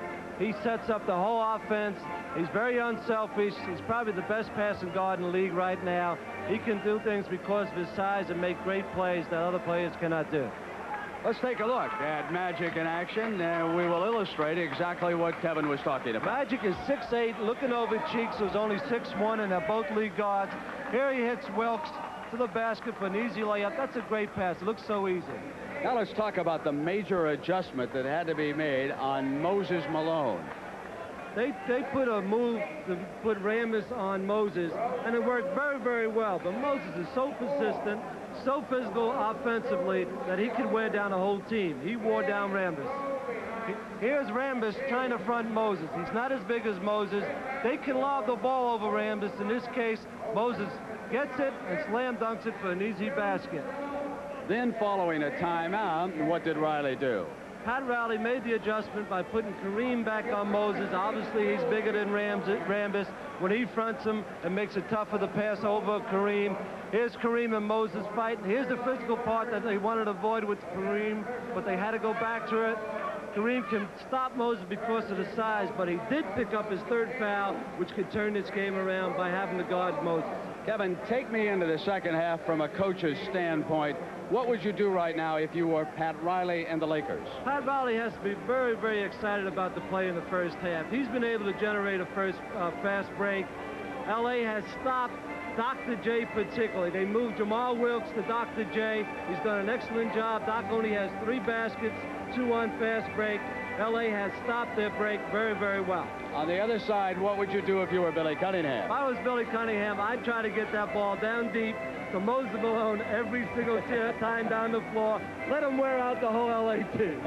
Kevin, this is a special week for a lot of students across this country. Commencement week. None bigger than Ralph Sampson at the University of Virginia.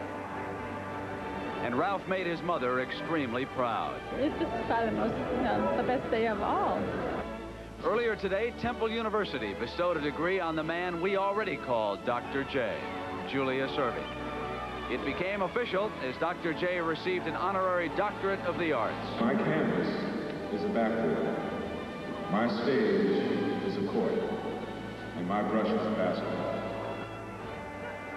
And Dr. J has some work to do here in the second half. And we'll come back with Dick Stockton and Bill Russell here as CBS's coverage of the NBA championship continues. Mr. McEnroe, that's a very close shave. You must be joking. That ball was in. No, Mr. McEnroe, your shave. It's very close. Of course. I shave with Bic. You earn millions and shave with a 20-cent Bic? Look, why pay more for fancy handles and tricky tops when I get lots of close shaves with Bic? Advantage McEnroe. He's right. I don't have to shave with a 20-cent Bic. But I do. It usually happens late in the day. Your underarm alarm goes off, telling the world you need odor protection that keeps going as long as you do. You should have used Old Spice. Old Spice deodorant kills odor-causing bacteria and protects for 24 hours. Happened to me at a party last night. You should have used Old Spice. Old Spice helps stop underarm alarm for 24 hours. Check Sunday, June 5th newspapers for these money-saving coupons from Old Spice. There's new fire from Firestone. At the 24 Hours of Daytona Road Racing Classic, Firestone introduced its S660 European speed-rated street radio in world-class style, winning the GTU class ahead of every other tire, including tires made just for racing. The S660 from Firestone, a winner in conditions tougher than you'd ever want to face on the highway. The S660, new fire from Firestone, where our proof is in performance. You'll see more of the major events you've come to expect from CBS Sports. On June 4th, we'll have boxing with undefeated heavyweight Marvis Frazier taking on a man his father fought, Joe Bugner. In the weeks ahead, heavyweight contender Jerry Cooney returns to the ring against Phillip Brown. Juan Laporte defends his WBC featherweight crown against undefeated knockout artist Johnny De La Rosa. We'll take you downtown with the world's top drivers as they navigate their Formula One cars through perilous hairpin turns at the Detroit Grand Prix. Who will be this year's surprise in the third leg of horse racing's Triple Crown, the Belmont Stakes? One man and one woman will emerge as all-around champions at the U.S. Men's and Women's Gymnastics Championships. The CBS Sports Race Cam is there with defending champion Cale Yarborough at the Michigan 400 and the largest gathering of athletes in international competition prior to the Olympics, the World University Games, all here on CBS Sports. We're back here at the Spectrum in Philadelphia. Most of the halftime statistics are even, including shooting and turnovers and free throws. But the rebounding story favors Los Angeles, where Jamal Wilkes has 6 and Magic Johnson has 5. Ivoroni leads Philadelphia. Moses Malone has only 3. Now, the very important second chance points off the offensive rebounds also favors Los Angeles, as Jamal Wilkes has 5 offensive rebounds, and Moses Malone, the best offensive rebounder in the NBA, has none. The leading scorers, Jamal Wilkes 13 and Andrew Toney 12, and those are the two that Kevin Lockery pointed up when we started the game. And as we go into the second half, your views of what we might expect, Bill. Well, the start of the third quarter is very important in a close ball game, because you can set the tempo of how the half will be played by your start in the third quarter. For example, if Philadelphia gets off to a good start and take the lead, then they have the Lakers trying to catch up. Now, if the Lakers can get off a good start and get a big lead, then it changes the thing altogether. But what we've seen the first half with the coaches making minor adjustments is that if you have a weakness, these coaches and these players not only will know them, but they have the quality that they can do something about it. The Lakers took the lead for good 4 minutes into the first period. They had several 7-point leads in the first behind Wilkes' 10. But Andrew Toney put on one of his spurts to lead Philadelphia to a tie, and LA got good all-round play from Magic Johnson and Michael Cooper to take the biggest lead of the game, 9, before a late Philadelphia rally cut it to 4 at the half.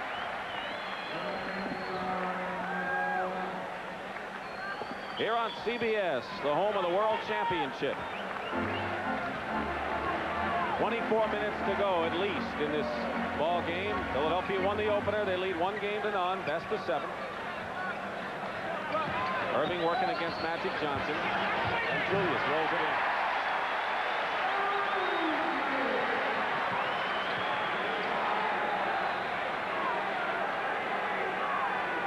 Keep in mind that Kareem has 3 personal fouls for Los Angeles, and Julius Irving 3 personals for Philadelphia. 8 seconds on the shot clock and a turnover. And Maurice Cheeks knocked the ball loose. He's always around, like the shadow. Moses Malone. He's having a good scoring game so far with 12 points.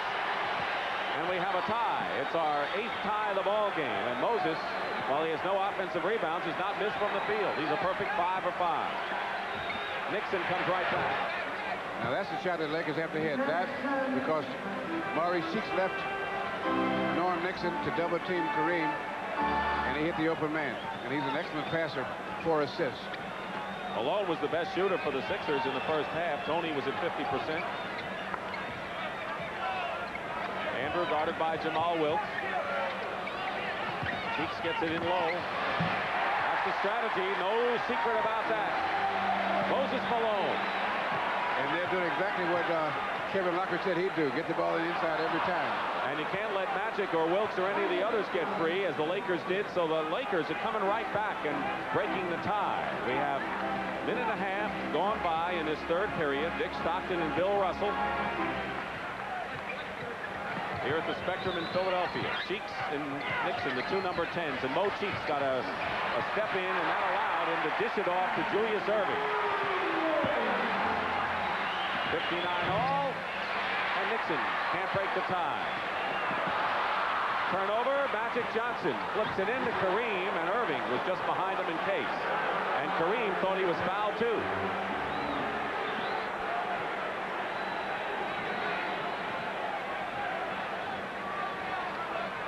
If Kareem hadn't dunked that one, Irving would have blocked it. Good thing he jammed it there. Wilkes trying to overplay Toney on the pass. Rambis is now on Malone. Rambis and Kareem is off the mark, and Toney with 14 points. It's Toney, Irving, and Malone. The 3 of them scored 72 points for Philadelphia on Sunday. Kareem just slapped away Moses Malone's hand. No basket, and a push by Malone before the shot. And for Malone, that'll be his 3rd personal foul. And Kareem did on that play was not when he knocked Moses' hands away. Now the idea from that is not so much to keep Moses' hand, but to draw the referee's attention to the fact that he's being pushed. We have a timeout now. 36-year-old Kareem Abdul-Jabbar He is playing for a lot of things. Besides another championship ring, he wants the money. Moses Malone is the $2 million man, and Kareem wants to become one. We'll be back with 9:16 to go in the third.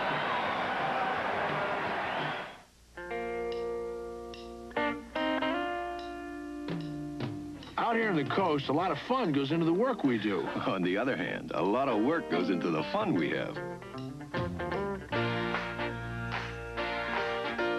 Welcome to Miller Time. It's all yours and it's all mine. Bring your thirsty self right here. The rich, smooth taste of Miller beer is what you have in mind. Whoa, whoa, welcome to Miller Time. Welcome to the rich, smooth taste of Miller High Life. Welcome, well, you know you're welcome. Welcome, everybody's welcome. Welcome to Miller Time, yours and mine.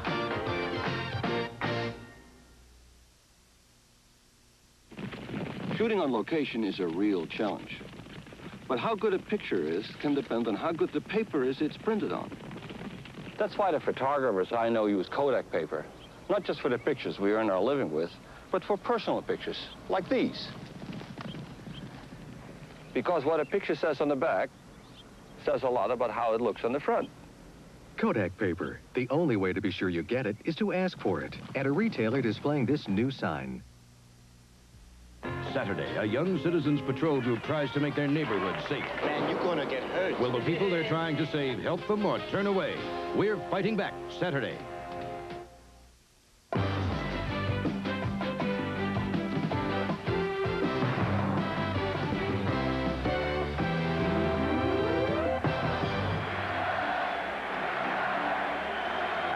Still chanting beat LA. We have a deadlock at 61-61. We have had 11 ties in the game, and so far the teams are blistering from the floor shooting-wise in this second half. There have been 9 shots taken and 8 shots made. The Sixers are a perfect 5 for 5. Wilkes has 13, Magic Johnson 12, and Abdul-Jabbar 11 for the Lakers. Malone and Tony each with 14 for Philadelphia. Irving and Cheeks each have 10 for the Sixers. Rambis is up front, along with Wilkes, Nixon and Magic Johnson, the guards, and there is Kareem Abdul-Jabbar with the patented skyhook.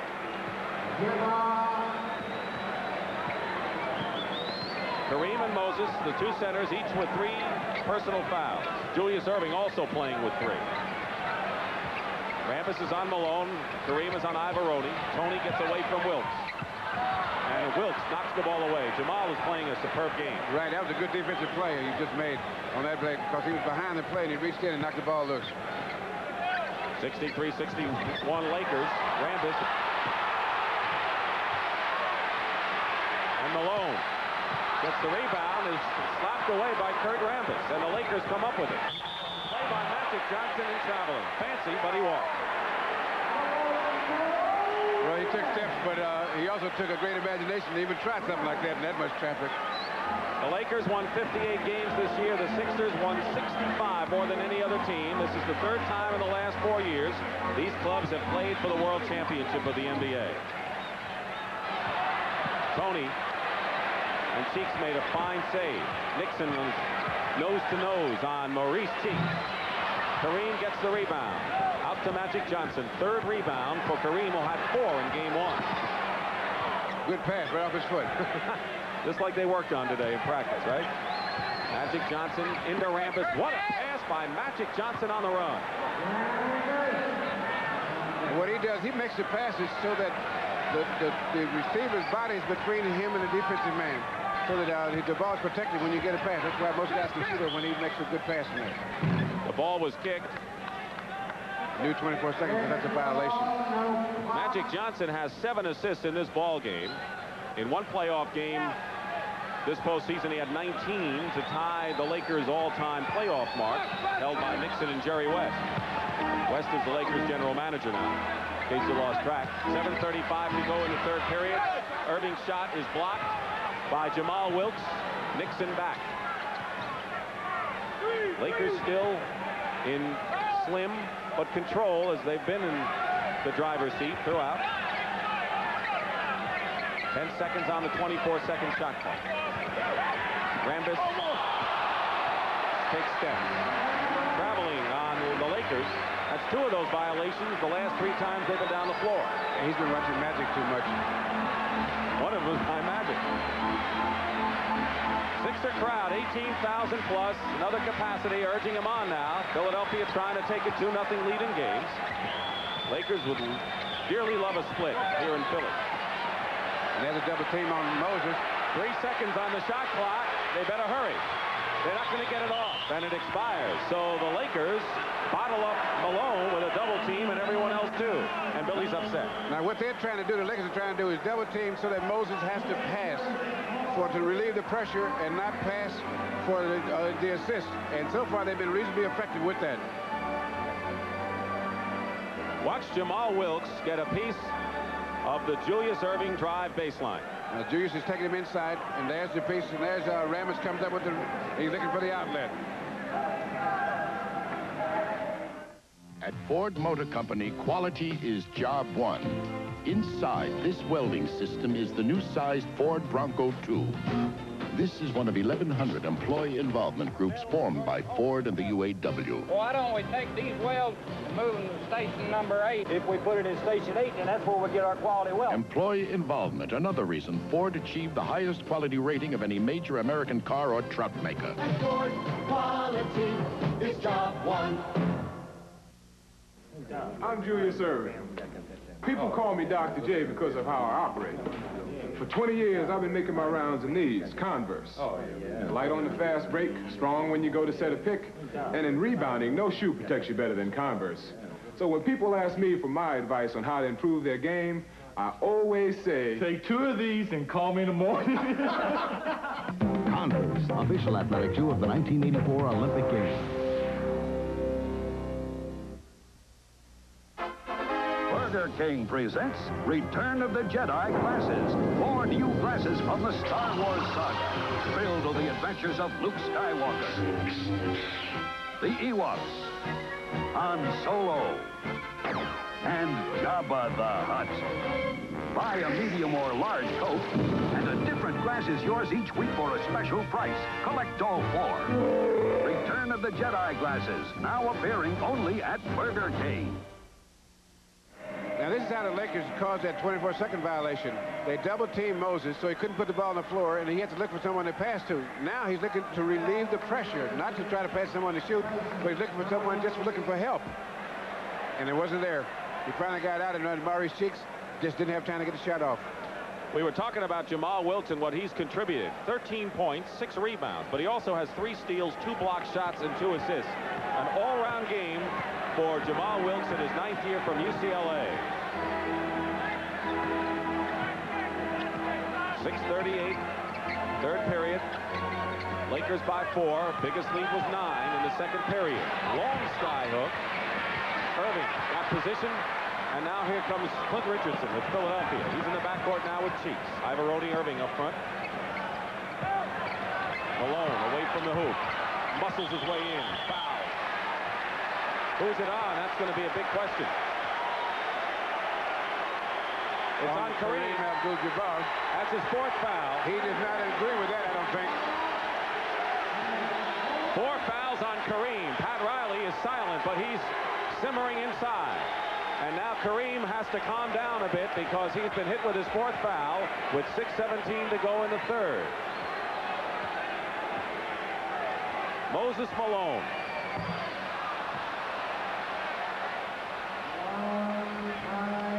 What did he say about officials' calls? I don't complain about him anymore. It hastened the removal of my hair. L.A. lead is cut to 3 with 6:10 to go. And if you do worry about the officials, it will remove your hair and a few other things. Foul is on Philadelphia. Clint Richardson, his first personal foul. And Pat Riley has to go to his bench to pick up Bob McAdoo. And as I said in the first half, this changes the nature of the Laker team. They're a little quicker, but they do more outside shooting because McAdoo is not the inside power that Kareem is, of course. Jamal Wilkes. Great sound when it goes through that net. The important thing is how Rambis will do in defending Moses Malone now. That's going to be important because I think Philadelphia may want to go to him now. Well, they're going to put Bob McAdoo in right now. You're right. Rolls off, loose ball. Ivaroni again with the offensive rebound and the basket. Ivaroni has 7 points, and he has 6 rebounds. He's already had a good game. McAdoo. Clint Richardson is fouled by Wilkes. Now, this is an important part of the game for Los Angeles, Russ. I think you'd agree. Yes, because they have to hold the fort down probably for the rest of the quarter before they can put Kareem back in it, because they put him back in, they'll be trying to get that 5th foul on him. So they're going to have to play this hold the fort with these guys. And not only that, but McAdoo's going to have to give them scoring, because that's why he's in there. In there for necessity, but he's got to give him the offense. Cheeks drop.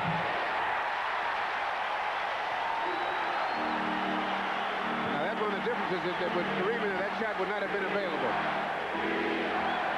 Team fouls 2 apiece here, with winding down to 5 minutes to go in the 3rd period. Lakers lead by 1, 67-66. And now Julius Erving can put Philadelphia in front. He's got Mo Cheeks. Magic Johnson back quickly on defense. You may see a timeout by the Lakers if Philadelphia scores here. Ivaroni. Malone, forget this.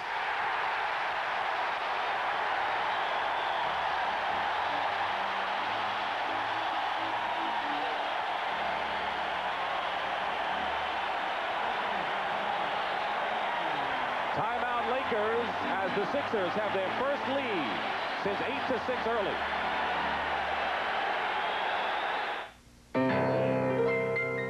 Sharp presents the genius of the keyboard, playing Sharp's new CS4800, the office calculator that performs like a computer.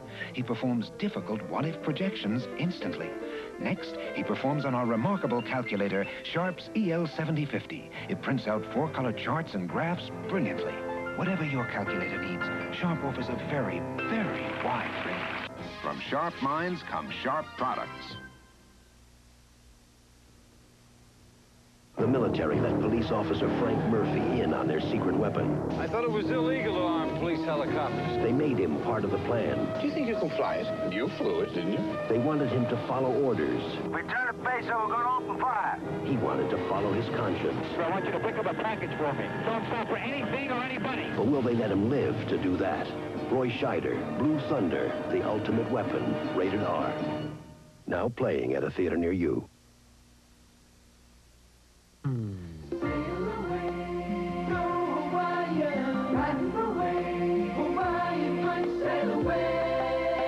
Nothing tastes like Hawaiian punch.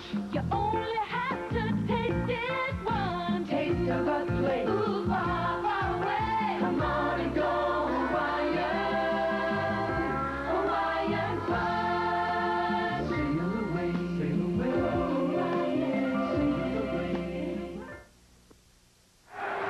Dick Stockton and Bill Russell at the Spectrum in Philadelphia. Game 2 of the NBA World Championship, and the foul trouble story. At this point, Kareem Abdul-Jabbar on the bench with 4 fouls. McAdoo in the game with 3. As far as the 76ers are concerned, they have Julius Erving and Moses Malone each with 3. But that last basket before Pat Riley's timeout was the first offensive rebound for Moses Malone in the ballgame. He has scored 17 points on 7 of 8 from the field and 6 rebounds. But the Lakers have to do something now to prevent Philadelphia from running off a spurt. They have 6 in a row now. That was a correct timeout for Pat Riley call, because now that the Sixers are on an emotional high, make them wait around, stand around a little bit. And now what the Lakers have to do now is get their game in gear with the guys they have out there now and hold the fort to the end of the quarter and not get too far behind if they're behind at all. So Magic Johnson with the ball. He's got Nixon, Wilkes, Landsberger, and McAdoo. Philadelphia has turned the rebounding story around. McAdoo hits a big basket. Now, see, what I say is that the Lakers have to play their type of game now with these guys out here, not worry about the fact that Kareem is not out there.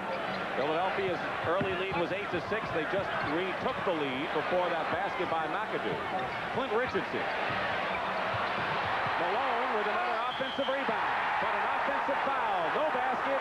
They call an offensive foul against Malone. Now is McAdoo more than shaken up here. He's got that pulled thigh muscle. And he got a shoulder in his chest that he'll feel that for a while. Now that shot by Clint Richardson, and then Moses gets the offensive rebound there. Good hustle there. And there's where he jumps into Bob McAdoo. Philadelphia's out rebounded L.A. 9-2. Turning around a 26-17 Laker halftime edge. Whistle, no basket. And a 3-second violation called against the Lakers. Now, Billy Cunningham is going to give Moses Malone a rest right now and bring in Earl Curidan. Because he has 4 fouls also. And you don't want him to come up with one of those little fouls.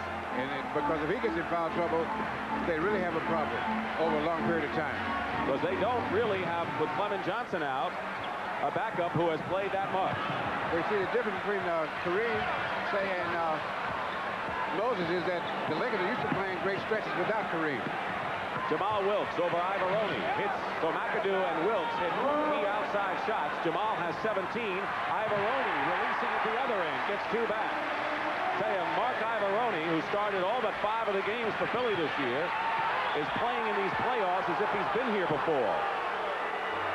But with this team, you can play that way because they have done everything they can to build confidence up. And if you have confidence, you play like a veteran. Speaking of veterans, Bobby Jones comes in and Julius Erving sits out. Julius has scored 10, but a terrific all-around performance. Wilkes, again, this time over Jones. Landsberger was boxed out by Curidan. Here's Clint Richardson. Knocked away by McAdoo from behind. And he's holding his thigh on that last play because he stretched himself pretty good on that, trying to make that defensive play. We've had 11 ties, 2 lead changes. The Lakers are up by 1. McAdoo over Ivoroni. Tipped by Magic. But it comes to Philadelphia. Cheeks all the way. Basket good, and a foul on L.A.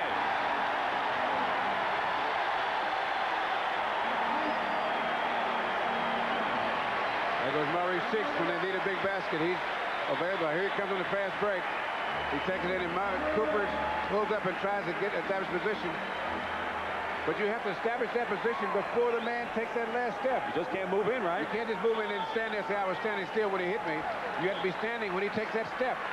Michael Cooper committed the foul, his 3rd. Maurice Cheeks really got clobbered in there, and Al Domenico, the trainer, will walk off for him. But the one thing about Philadelphia, all season long we saw it, and that is you make a turnover, or if you don't put a good shot up there, they'll beat you down the court, and that's what breaks the backs of the teams they play. Because they're a team, as I said earlier, Dick, that feeds off their defense. Their offense, the rhythm of their offense is set up by the way they play defense. When they're playing a good defense, they probably shoot 7 or 8 percentage points better than they do if they're not playing good defense. 2:41 remaining in the 3rd period. The Lakers trying to even the series at 1 apiece, going home for 2 games at the Forum, Sunday and Tuesday.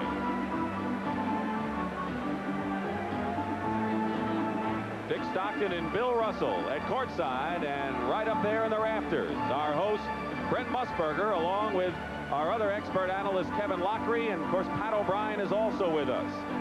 NBA coverage wall-to-wall here on CBS, the home of the NBA championship. The turnaround and the rebounding story in this period.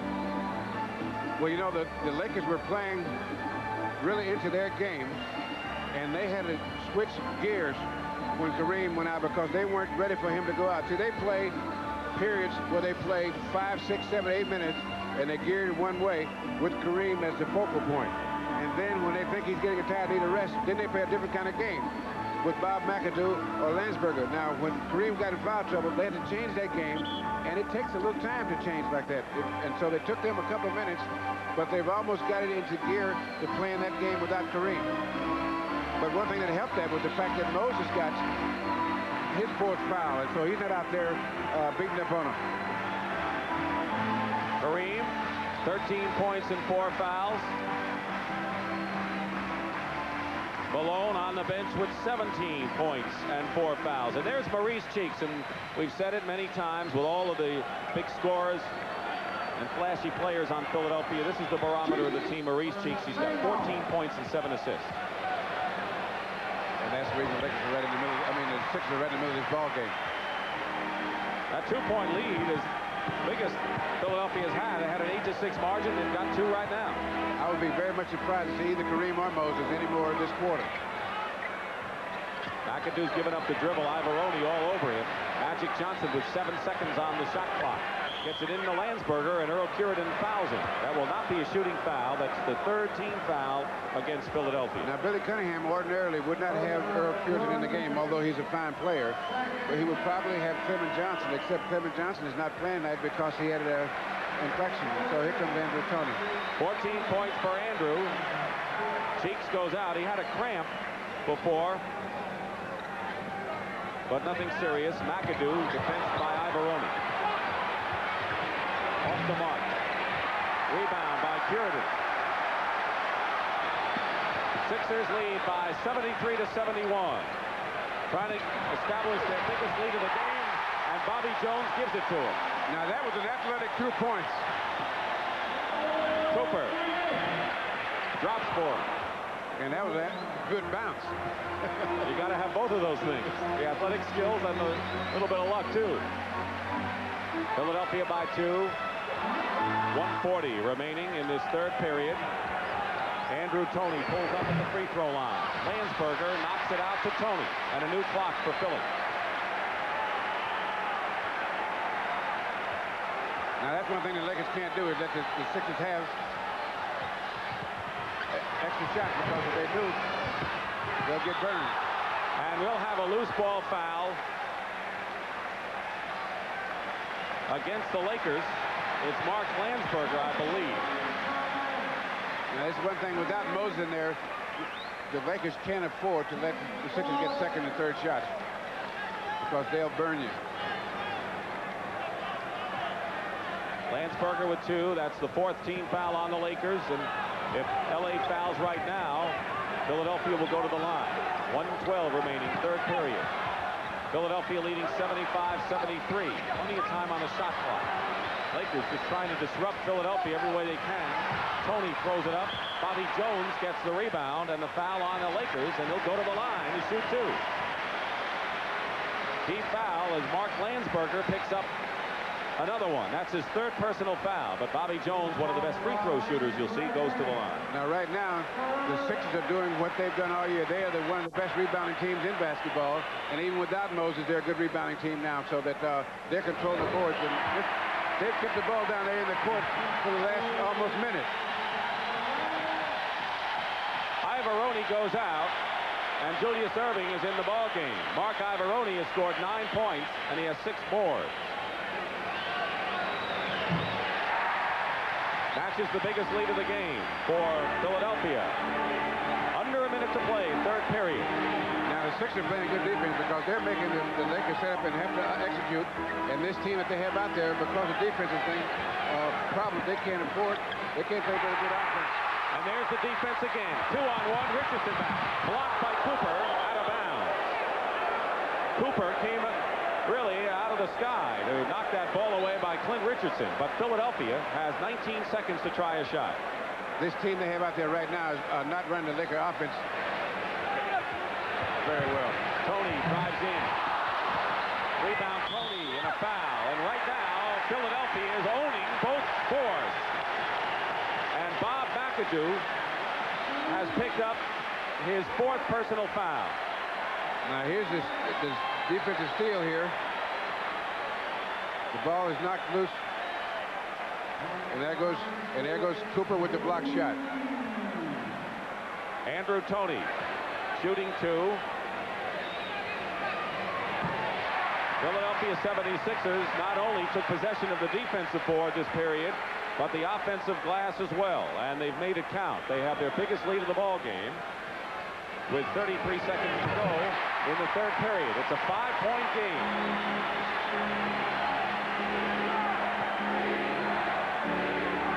You'll be seeing Malone and Abdul-Jabbar. It won't be long before you see them both, and they each have 4 fouls. They're on the bench right now.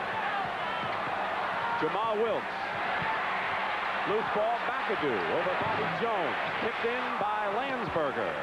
But Philadelphia has run off a streak of 17-8, outscoring Los Angeles. Trying to get the last shot. Tony. Jones. The buzzer sound. And the Philadelphia 76ers have forged in front 79-75 over the Lakers. We'll return to the Spectrum after these messages and a word from your local station.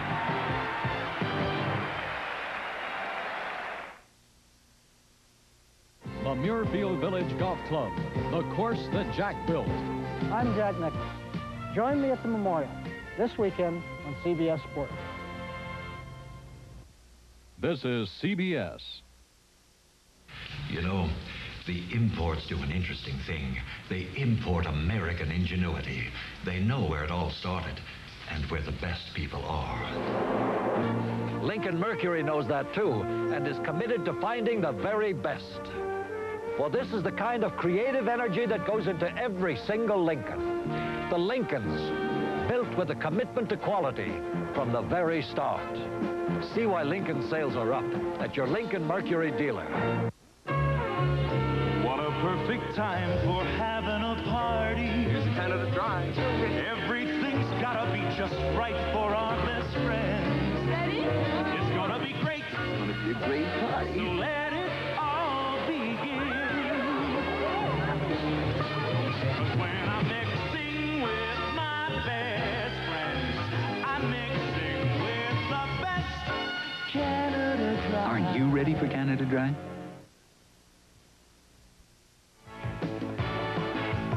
The NBA on CBS is sponsored by Mazda and the full line of sophisticated Mazda products. Gillette Atra Razor, the twin blade that pivots for a close, comfortable shave. Sears, Roebuck & Company. You can count on Sears. And by Miller High Life. Welcome to Miller Time. A full moon here over the city of brotherly love. And Kevin Lockery, why did the Lakers miss Kareem more than the 76ers miss Moses Malone? They miss him on the boards and also defensively. Philadelphia's taking the ball to the basket at will. McAdoo is only about 40%. He's not able to jump to rebound, and he's not able to block shots. They really miss Kareem. Moses is not missed by Philly as much as L.A. misses Kareem. Let's go back now to Dick Stockton and Bill Russell. Dick? Thank you, Brent and Kevin, and a good point. When Moses Malone went out, the Lakers were up by 1, and they rallied to as much as a 6-point lead with him on the bench. So they were able to do it without Malone. Lakers not so much without Kareem. And there's Moses Malone. Look at the rebounding story in the second half so far. 15-6, the Lakers have the edge. Remember, Pat Riley said there's an old theory. No rebounds, no ring. Lakers won't get that championship ring unless they do a better job off the glass in this half, too, in this final quarter underway. Dick Stockton, Bill Russell, 79-75 Philadelphia. Same lineup that finished the third period. Nixon penetrated. Puritan comes up with it. DeJulius open court. Now, the Sixers got that good defense. Puritan blocks. And so now Lakers come back. McAdoo blocks. Nixon falls down, and he's called for traveling.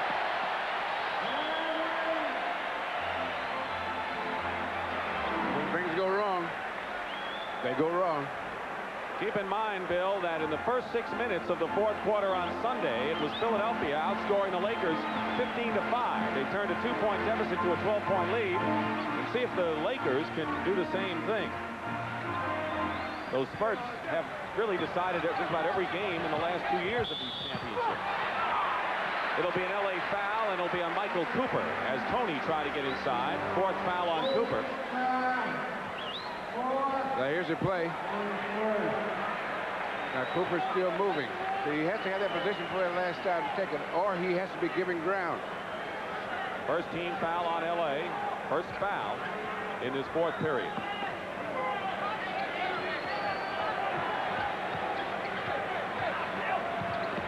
Knocked away by Magic. Good steal to Nixon. Jamal Wilkes, who can finish the break. Rolls off, though. Earl Puritan couldn't come up with it. It's bouncing the baseline. Earl Curran. Julius Erving made him miss that shot. I'm sorry. I was going to mention, you know, Curran has not scored a point in the playoffs, but last year in Game 2, he had 6 points and 8 rebounds in a short time, so he has had good moments against the Lakers. Here comes Malone back in the game. 4 fouls for Moses, and he has 17 points to lead Philadelphia. And the 2 tall people are back. Kareem, too, is back. Yes, he has 4 also. And 13 points. Double team with Clint Richardson on Kareem. Hook misses. Magic Johnson's follow-up misses. Still a 4-point lead. We haven't had any points scored in this 4th period yet. And we have more than a minute and a half gone by. Alert play by Nixon. And now they're saying it's Philadelphia ball when it appeared to be last touch by Philadelphia, and I think Moses Malone felt that way, but they're giving it to Philadelphia. John Vanek didn't think, wait, that's the only one that matters. That's true. How come you didn't know that when you coached? Tony working on Nixon. Julius Erving. McAdoo gets it into the hands of Norm Nixon. Nearly 2 minutes gone by, final period.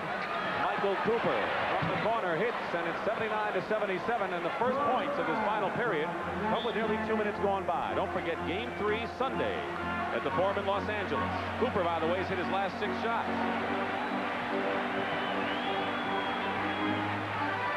Philadelphia's lead is 2. Their biggest lead was 6. LA's biggest margin was 9. And he has that double team on Moses, and they dribbled out of bounds. Now, he had to go baseline because the double team was there, and Kareem cut him off, and that's the reason that ball went on the baseline off his foot. Well, as you saw, Superman, or Clark Kent as they called him last year, Kurt Rambis will be coming into the ball game when we come back with the Sixers leading by 2. This is one economy truck that comes with a 5-speed and radial tires standard. It's Mazda's B2000 Sundowner, the only economy truck that comes not only with a 5-speed and steel-belted radials, but tinted glass and full carpeting, all standard. And at $57.95, it's also the lowest priced truck in America with all that standard equipment.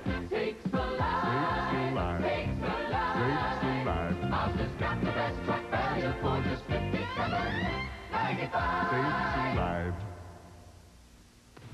We wouldn't trade one of our days up here for anything, except maybe for one of our nights. Welcome to Miller Time.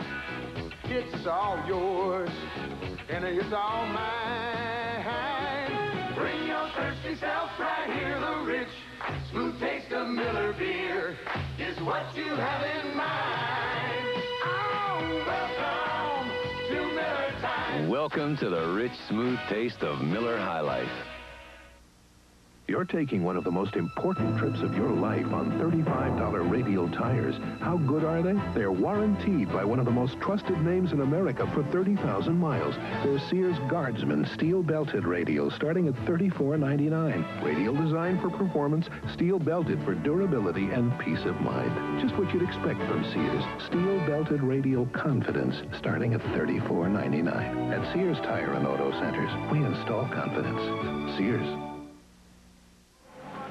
We're 79-77, Philadelphia leading. It was not an easy road for either Kurt Rambis or Mark Iavaroni to get to the NBA. They were both cut from the New York Knicks. They had to play in Europe, and finally they stuck with pretty good teams. And Iavaroni, who has 9 points and 6 rebounds, and Rambis also 9 points with 5 rebounds, was telling us that just a year ago he was home watching television, eating potato chips, watching Rambis play, who he knew from the tryouts and from Europe, saying, I can play in a game like that. I can play in a championship series, and here he is. Well, fairy tales always have good endings.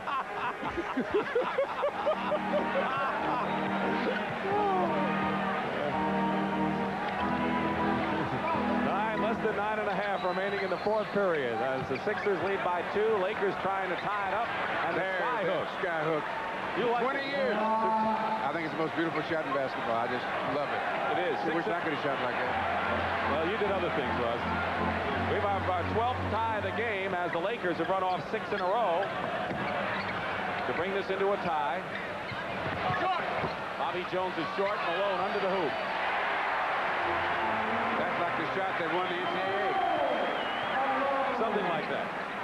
They loop it into Kareem. Here's another sky hook. Not that time, and Magic Johnson knocks around Malone. Crowd thought it was a foul, but I'll tell you one thing, I think it's been even on both sides. Perhaps the non-foul's call. Now that's a loose ball that Moses just took. Julius Erving, double teamed by Magic and Rambis. Cheeks looking for room. Johnson not giving him any. 6 seconds on the shot clock. Andrew Toney. Rebound, Rambis fights for it. It's Philadelphia ball.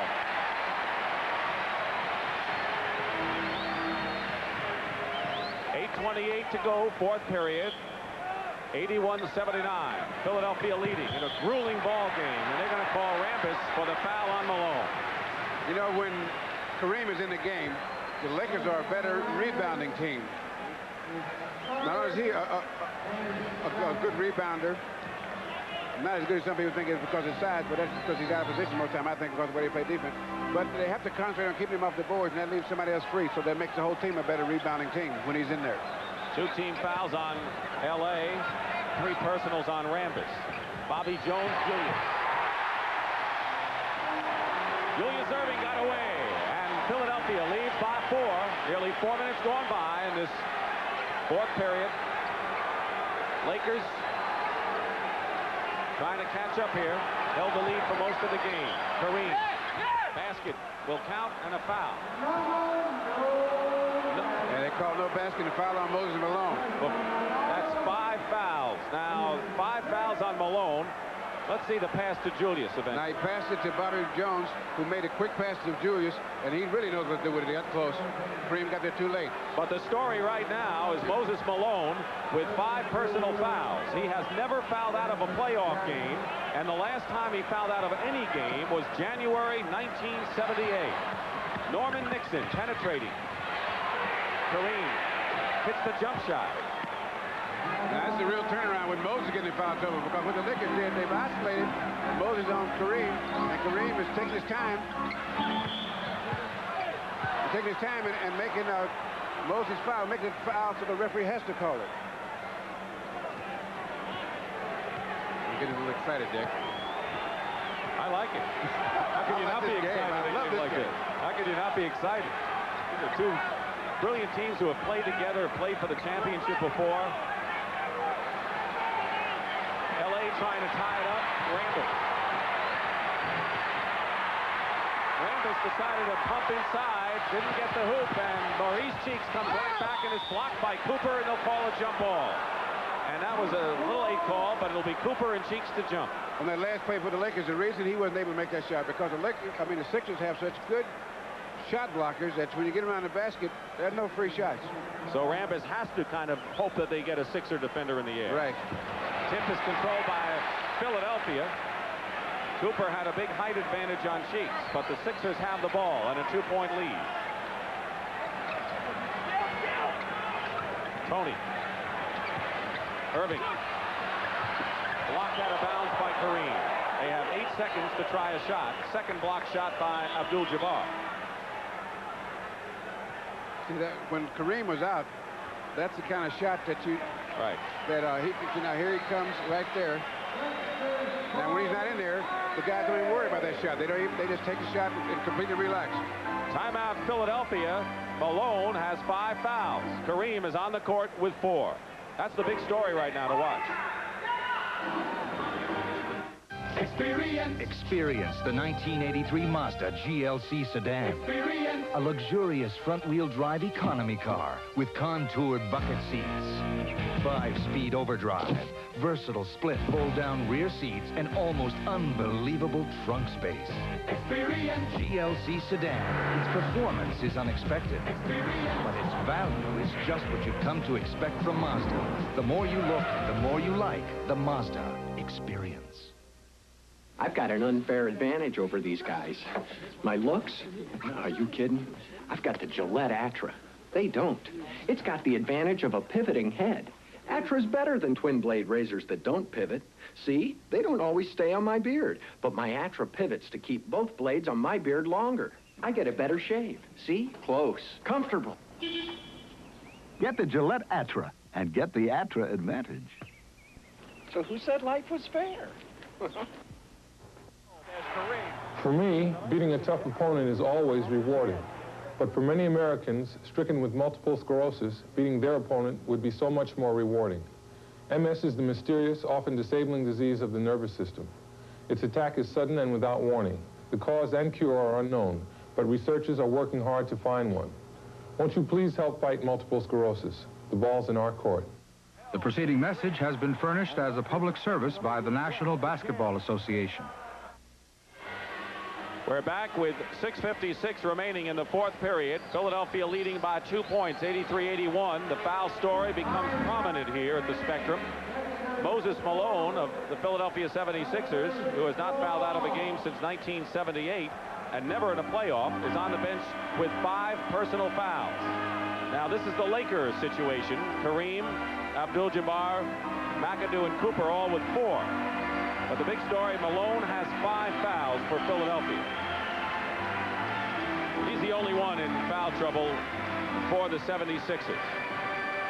He has scored in the game 19 points.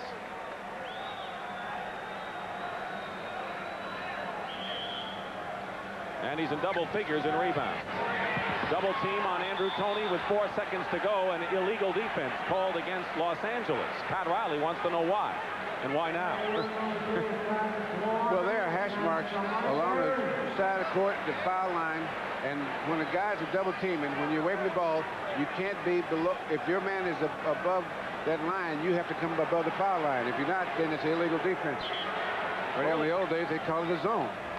And you know what? They still call it that. So there's Tony. Good move inside. This has been a defensive battle. The two teams have scored only 12 points between them in the 5 minutes played this period, according to our statistician, Marty Aronoff. So defense, usually the keynote in these games. There's a play right there. Tony coming back with the Sixers up by 4. Turn it right back, and at the other end is Kareem. Hello. Good defensive play by Magic Johnson. He knocked that ball. He chased the ball and came behind blindside and knocked the ball loose, and they ended up with an easy hoop. So good defense at both ends, but the Lakers capitalize and again are within 3 points, or 2 points, 85-83. Cooper all over Cheeks. 5 seconds on the shot clock. He has hit Murray's 6 when you need one. He has hit shots like that in every playoff, hasn't he? Because he's a good shooter, maybe a great shooter, and he just doesn't assert himself as much as sometimes Billy Cunningham would like for him to. Don't forget, 3:30 Sunday, game number 3 of the best of 7 from the Forum in Los Angeles. And Curidan fouls Kareem before the shot. That'll be the second team foul on Philadelphia and 3 on Curidan. Magic Johnson with a defensive play that got the Lakers a basket at the other end. Now there goes Andrew Toney there. He knocks the ball loose right there. Cooper's heads up, gets it, makes it to Norm Nixon, who gets it down to Kareem, and you know that. 5:36 to go. 87-83 76ers, and still no need for Billy to call on Moses Malone yet.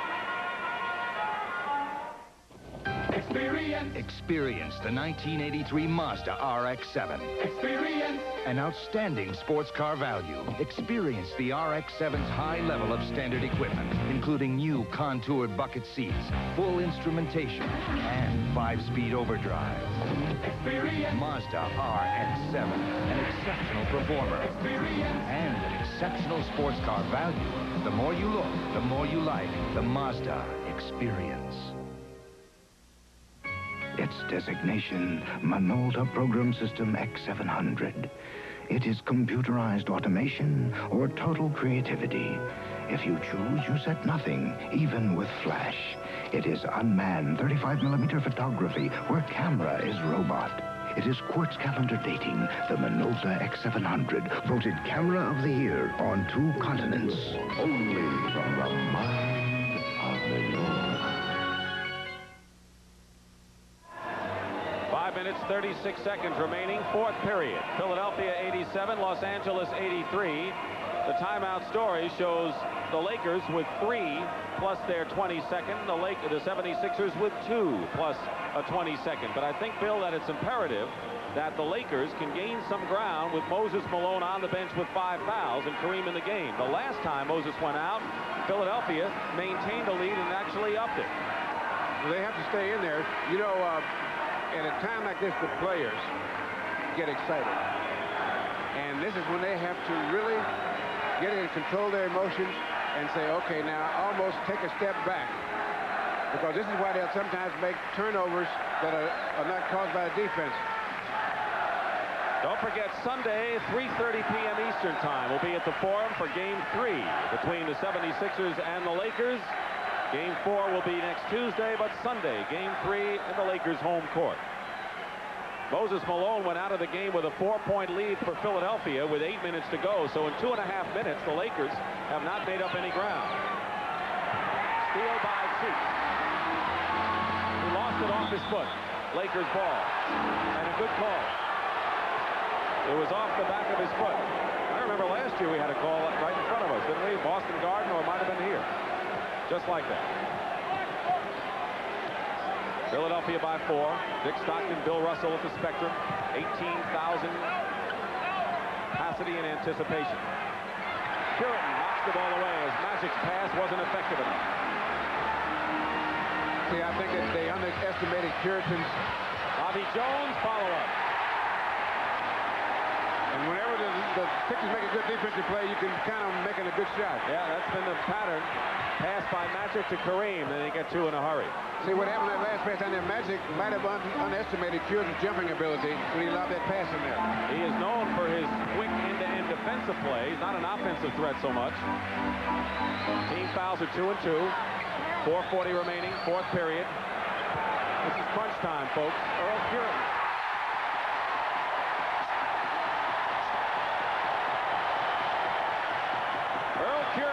Sends the fans to their feet with a sky hook of his own. And it's a 6-point lead, matches the biggest for Philadelphia in the ballgame. Kareem sky hook. Hits it. He's hit the last 5 baskets. That always quiets the crowd down a little bit. But Moses Malone has remained on the bench, and Philadelphia has maintained the same lead they had when he went there. Puritan, a big reason for it. 7 seconds on the clock. Magic steals the ball away. Under 4 minutes to go. And Malone gets off the bench for Philly. Loop it to Kareem. Doubled. Jamal Wilkes sends Irving to the air. Nixon, 8 seconds on the clock. Saves it. 5 seconds. Magic Johnson. And no foul, and Johnson is yelling at Darryl Garrison. Magic Johnson is enraged. Timeout. 22nd timeout, I believe, by the Lakers.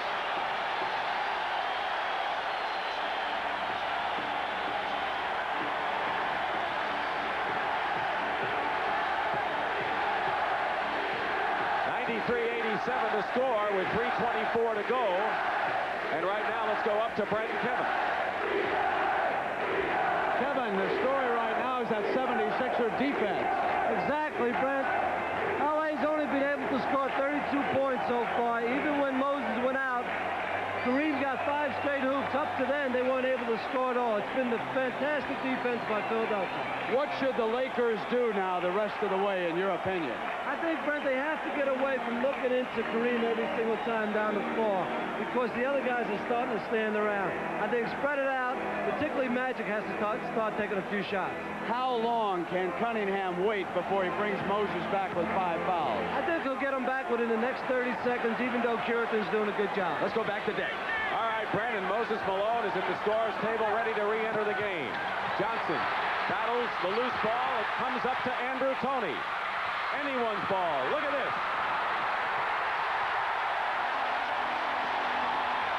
3 minutes to go. And the Sixers will start to use the clock. They have just had one exciting defensive sequence here. Andrew Toney, 4 seconds, Earl Curitin. And Kareem gets the rebound. A 6-point lead for Philadelphia with almost 2:35 to go. Kareem has scored the last 10 points for LA. And Mo Cheeks down court to Julius, to Bobby Jones.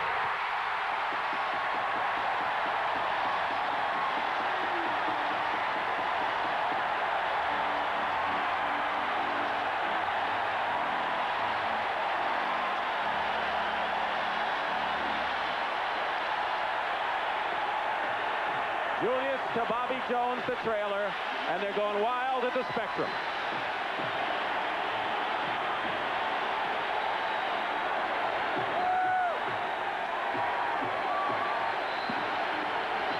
The Sixers have their biggest lead of the game, 8 points with 2:24 remaining, and this excitement is just chapter 2. We have game 3 Sunday, 3:30 Eastern, when the scene shifts to the Forum in Inglewood, Russ.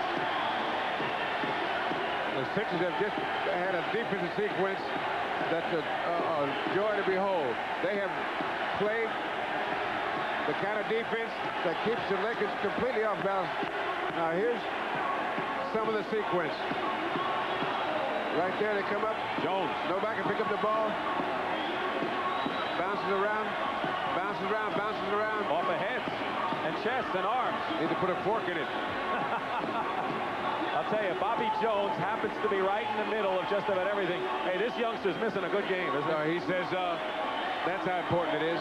Maybe he's seen this before. You know, more and more, Bobby Jones always seems to be right in the middle of all of the great defensive segments that Philadelphia has. Irving and Jones, actually. Well, you know, this is from a few years ago when they played the Trailblazers in the playoffs. They were an offensive team. And Julius pointed out to us last year, since then, they have developed into mostly a defensive team that can score. And they score off of their defense. But as I've said before, and I'll repeat one more time, their offense feeds off of their defense. When they're playing good defense, they are a great offensive team.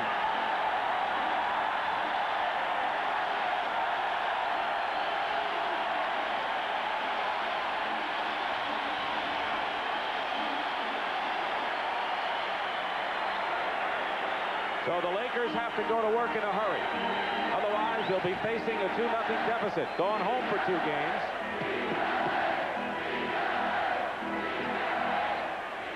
Knocked away by Toney. So the defense continues, and they're going to call a foul on the Lakers. Norm Nixon. That's the 7th LA turnover this period. And every one of them was caused by the defense. Nearly 2 minutes remaining in this 4th period of an 8-point Philadelphia lead that they can stretch to 10. Maurice Cheeks and Bobby Jones. Malone gets the offensive rebound and is fouled. Now that was a key offensive rebound. Because they need to keep it to maintain that lead, because if the Lakers had gone down and scored, it would have been a 6-point ball game. And now they can stretch it to 10. And that's a very important distinction at this point of the game, with less than 2 minutes to go.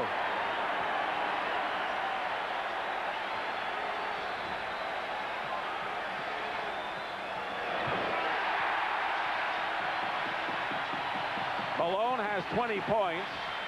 Kareem 23. They're the high scorers in the ball game, and in game number 1 it was Clint Richardson doing the heroic stuff off the bench for the Sixers.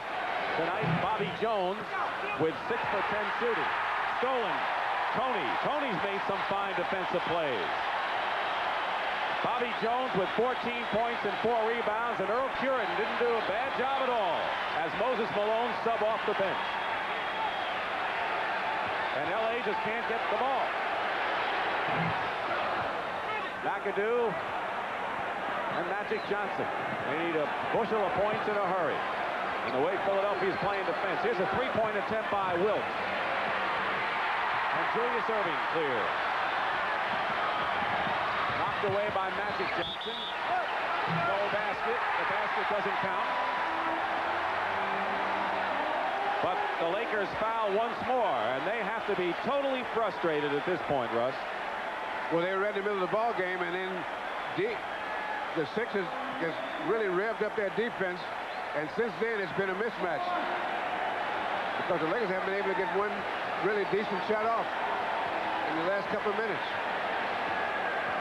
When the Lakers lost Sunday, it was the first time since Magic joined the team in 1979-80 that they lost the first road game in a series. They had won 9 straight. This is the first time they had dropped 2 if it ends up this way, and it looks that way here. 11-point lead with 1:14 to go.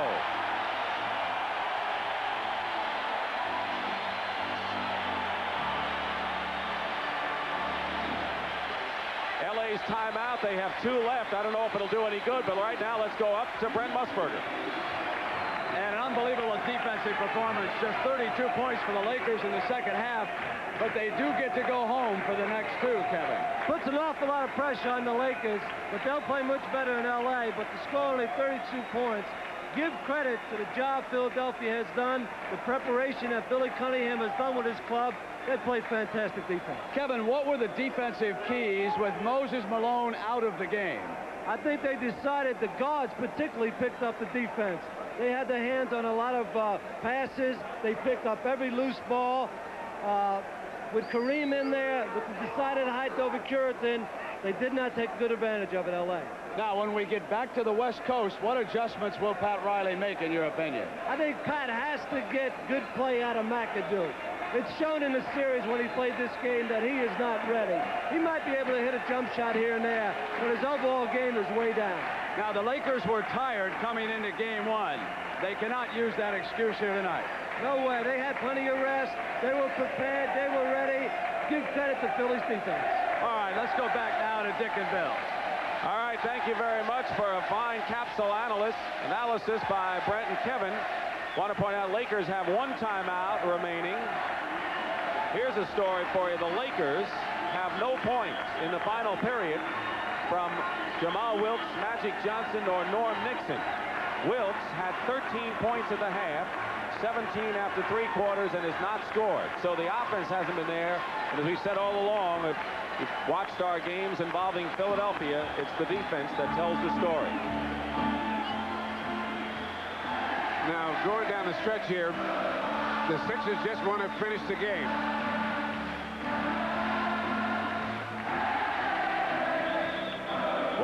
Remaining. The Lakers cut it to 85-83, but the Sixers in a 13-4 spurt, including the last 7 in a row. 22nd timeout called for by Billy Cunningham. Russ, if there's any consolation for the Lakers right now, it's that even though it appears that they're going to be down 2 games to none, in essence, all Philadelphia has done is hold their serve, so to speak. To use a tennis analogy, the Lakers have their serve coming up with 2 home games starting with Game 3 Sunday, 3:30 Eastern on CBS. Yes, what the Lakers have to do, they tried to come in here, as we say, steal one. Try to get one of the first 2 games, get a split. But that is not a complete disaster. Now, they have learned, both teams have learned a great deal about the other 2 teams. About the other team. Now, the Lakers have to win the games at home and come back in here the next time and try to win that ball game. See, that's where the real pressure is. The Lakers must win at home. McAdoo hits a 3-pointer with 1:10 to go. It's an 8-point game, 98-90. Wilkes knocks it away, but it's still Philadelphia ball. Timeout. Julius looked to Billy Cunningham and said, let's call time. Now they're going to knock it in.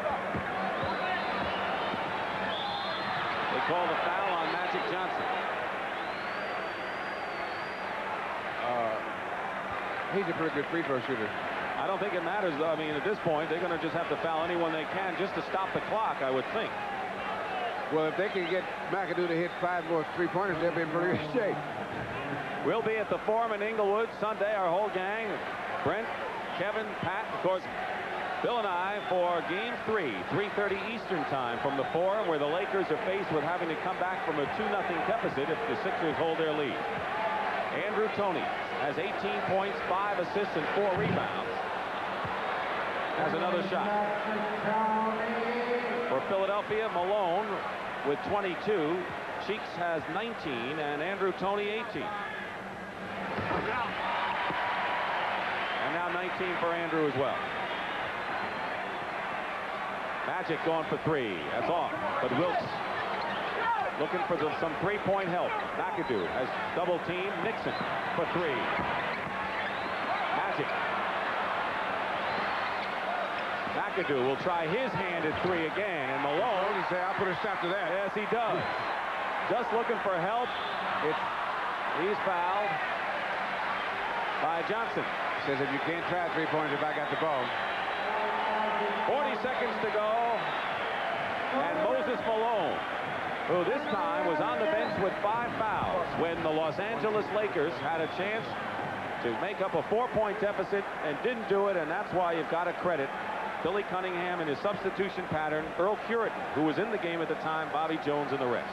And you know, a few of the players are getting new experiences. For example, I'm sure that Moses is not used to being in foul trouble.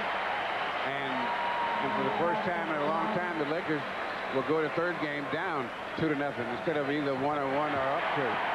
So there's some new experiences, and you find out as the playoff emerge which teams will be able to adjust to the adversity or new situations. Philadelphia foul. Only their 13th foul of this final period. A quiet Los Angeles bench, 23 for Kareem. But right now, the Lakers, they really gave it everything they had in this game. This was a game they wanted. Nixon, this is a three-point attempt. Loose ball, and they're going to call a foul. It'll be on Bob McAdoo. Bob McAdoo, 5 on him. 23 seconds showing on the clock. Philadelphia. I don't think Julius was all that pleased with that little exchange there. No. Mark Ivoroni comes in. L.A. has tried 5 3-pointers and made 1. Bobby Jones goes out, and he really played an outstanding game off the bench with 14 points, 4 rebounds, and 2 block shots. Here's Clay Johnson, the young guard in his second year coming in. And now the bench is empty. Franklin Edwards is seeing his first action in the game. Magic Johnson goes out of the game. He scored 12. And it's just about a disgusted L.A. bench, but they're going home for game 3. The thing about the Sixers is that only one team in the last 10 years has won the NBA title after compiling the best record in the regular season. That was the 81 Celtics, and the 76ers have a chance to add their names to that particular list, but still early. I think it'd be very interesting to see what unfolds before us in Los Angeles. Now, the Lakers have to win the games at home. Because at least the first 2. Because if they lose one of their first 2 at home, that puts incredible pressure. That means they would have to win 2 on the road. And what you're trying to do is go in and win 1 on the road out of a 7-game series and win your games at home. Don't hear that. Right. Julius Erving, who received an honorary doctorate at Temple University this morning, went to practice and has seen his team take a 2-0 lead, 2 steps closer to that elusive NBA championship that the doctor has sorely wanted.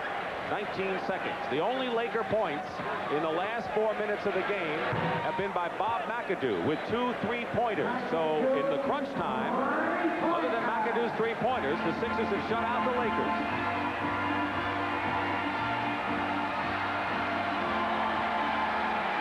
And Philly's going to take a 2-0 lead. There it is. The game is over.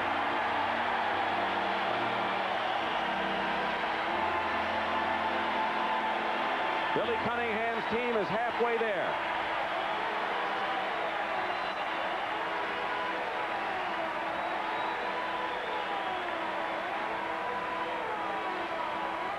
(103-93) is the final score.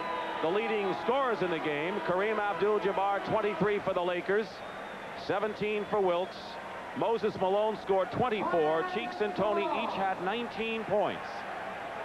And Cheeks also had 8 assists. Moses Malone, 24 points and 12 rebounds, and 9 of them came this half. Right now, let's go to Pat O'Brien, who's with the winning coach, Billy Cunningham. Pat?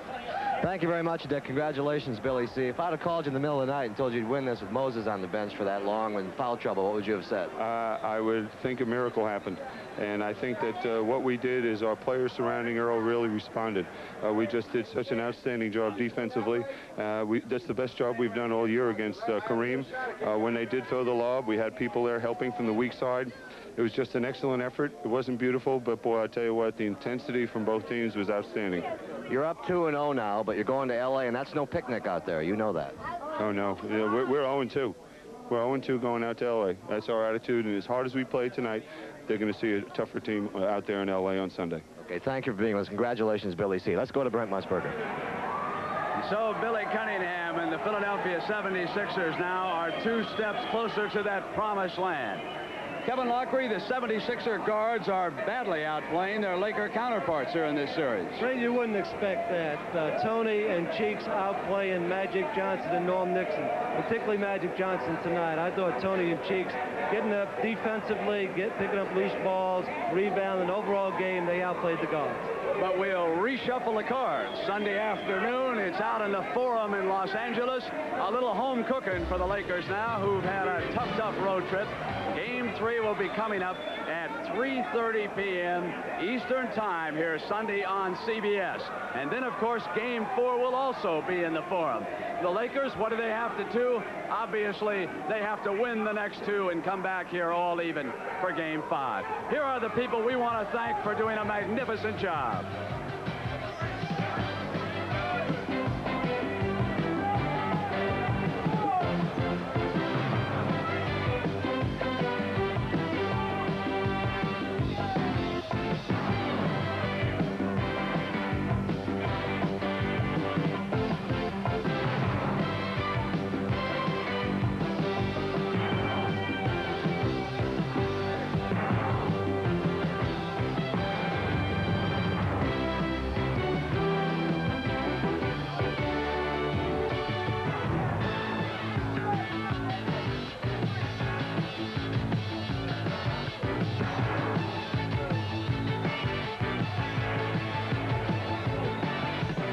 So the final score of Game 2, Philadelphia 103, Los Angeles 93. For our entire crew, I'm Brent Musburger reminding you to be with us for Game 3 Sunday afternoon, the 76ers and the Lakers, 3:30 p.m. Eastern Time. The NBA on CBS is a presentation of CBS Sports.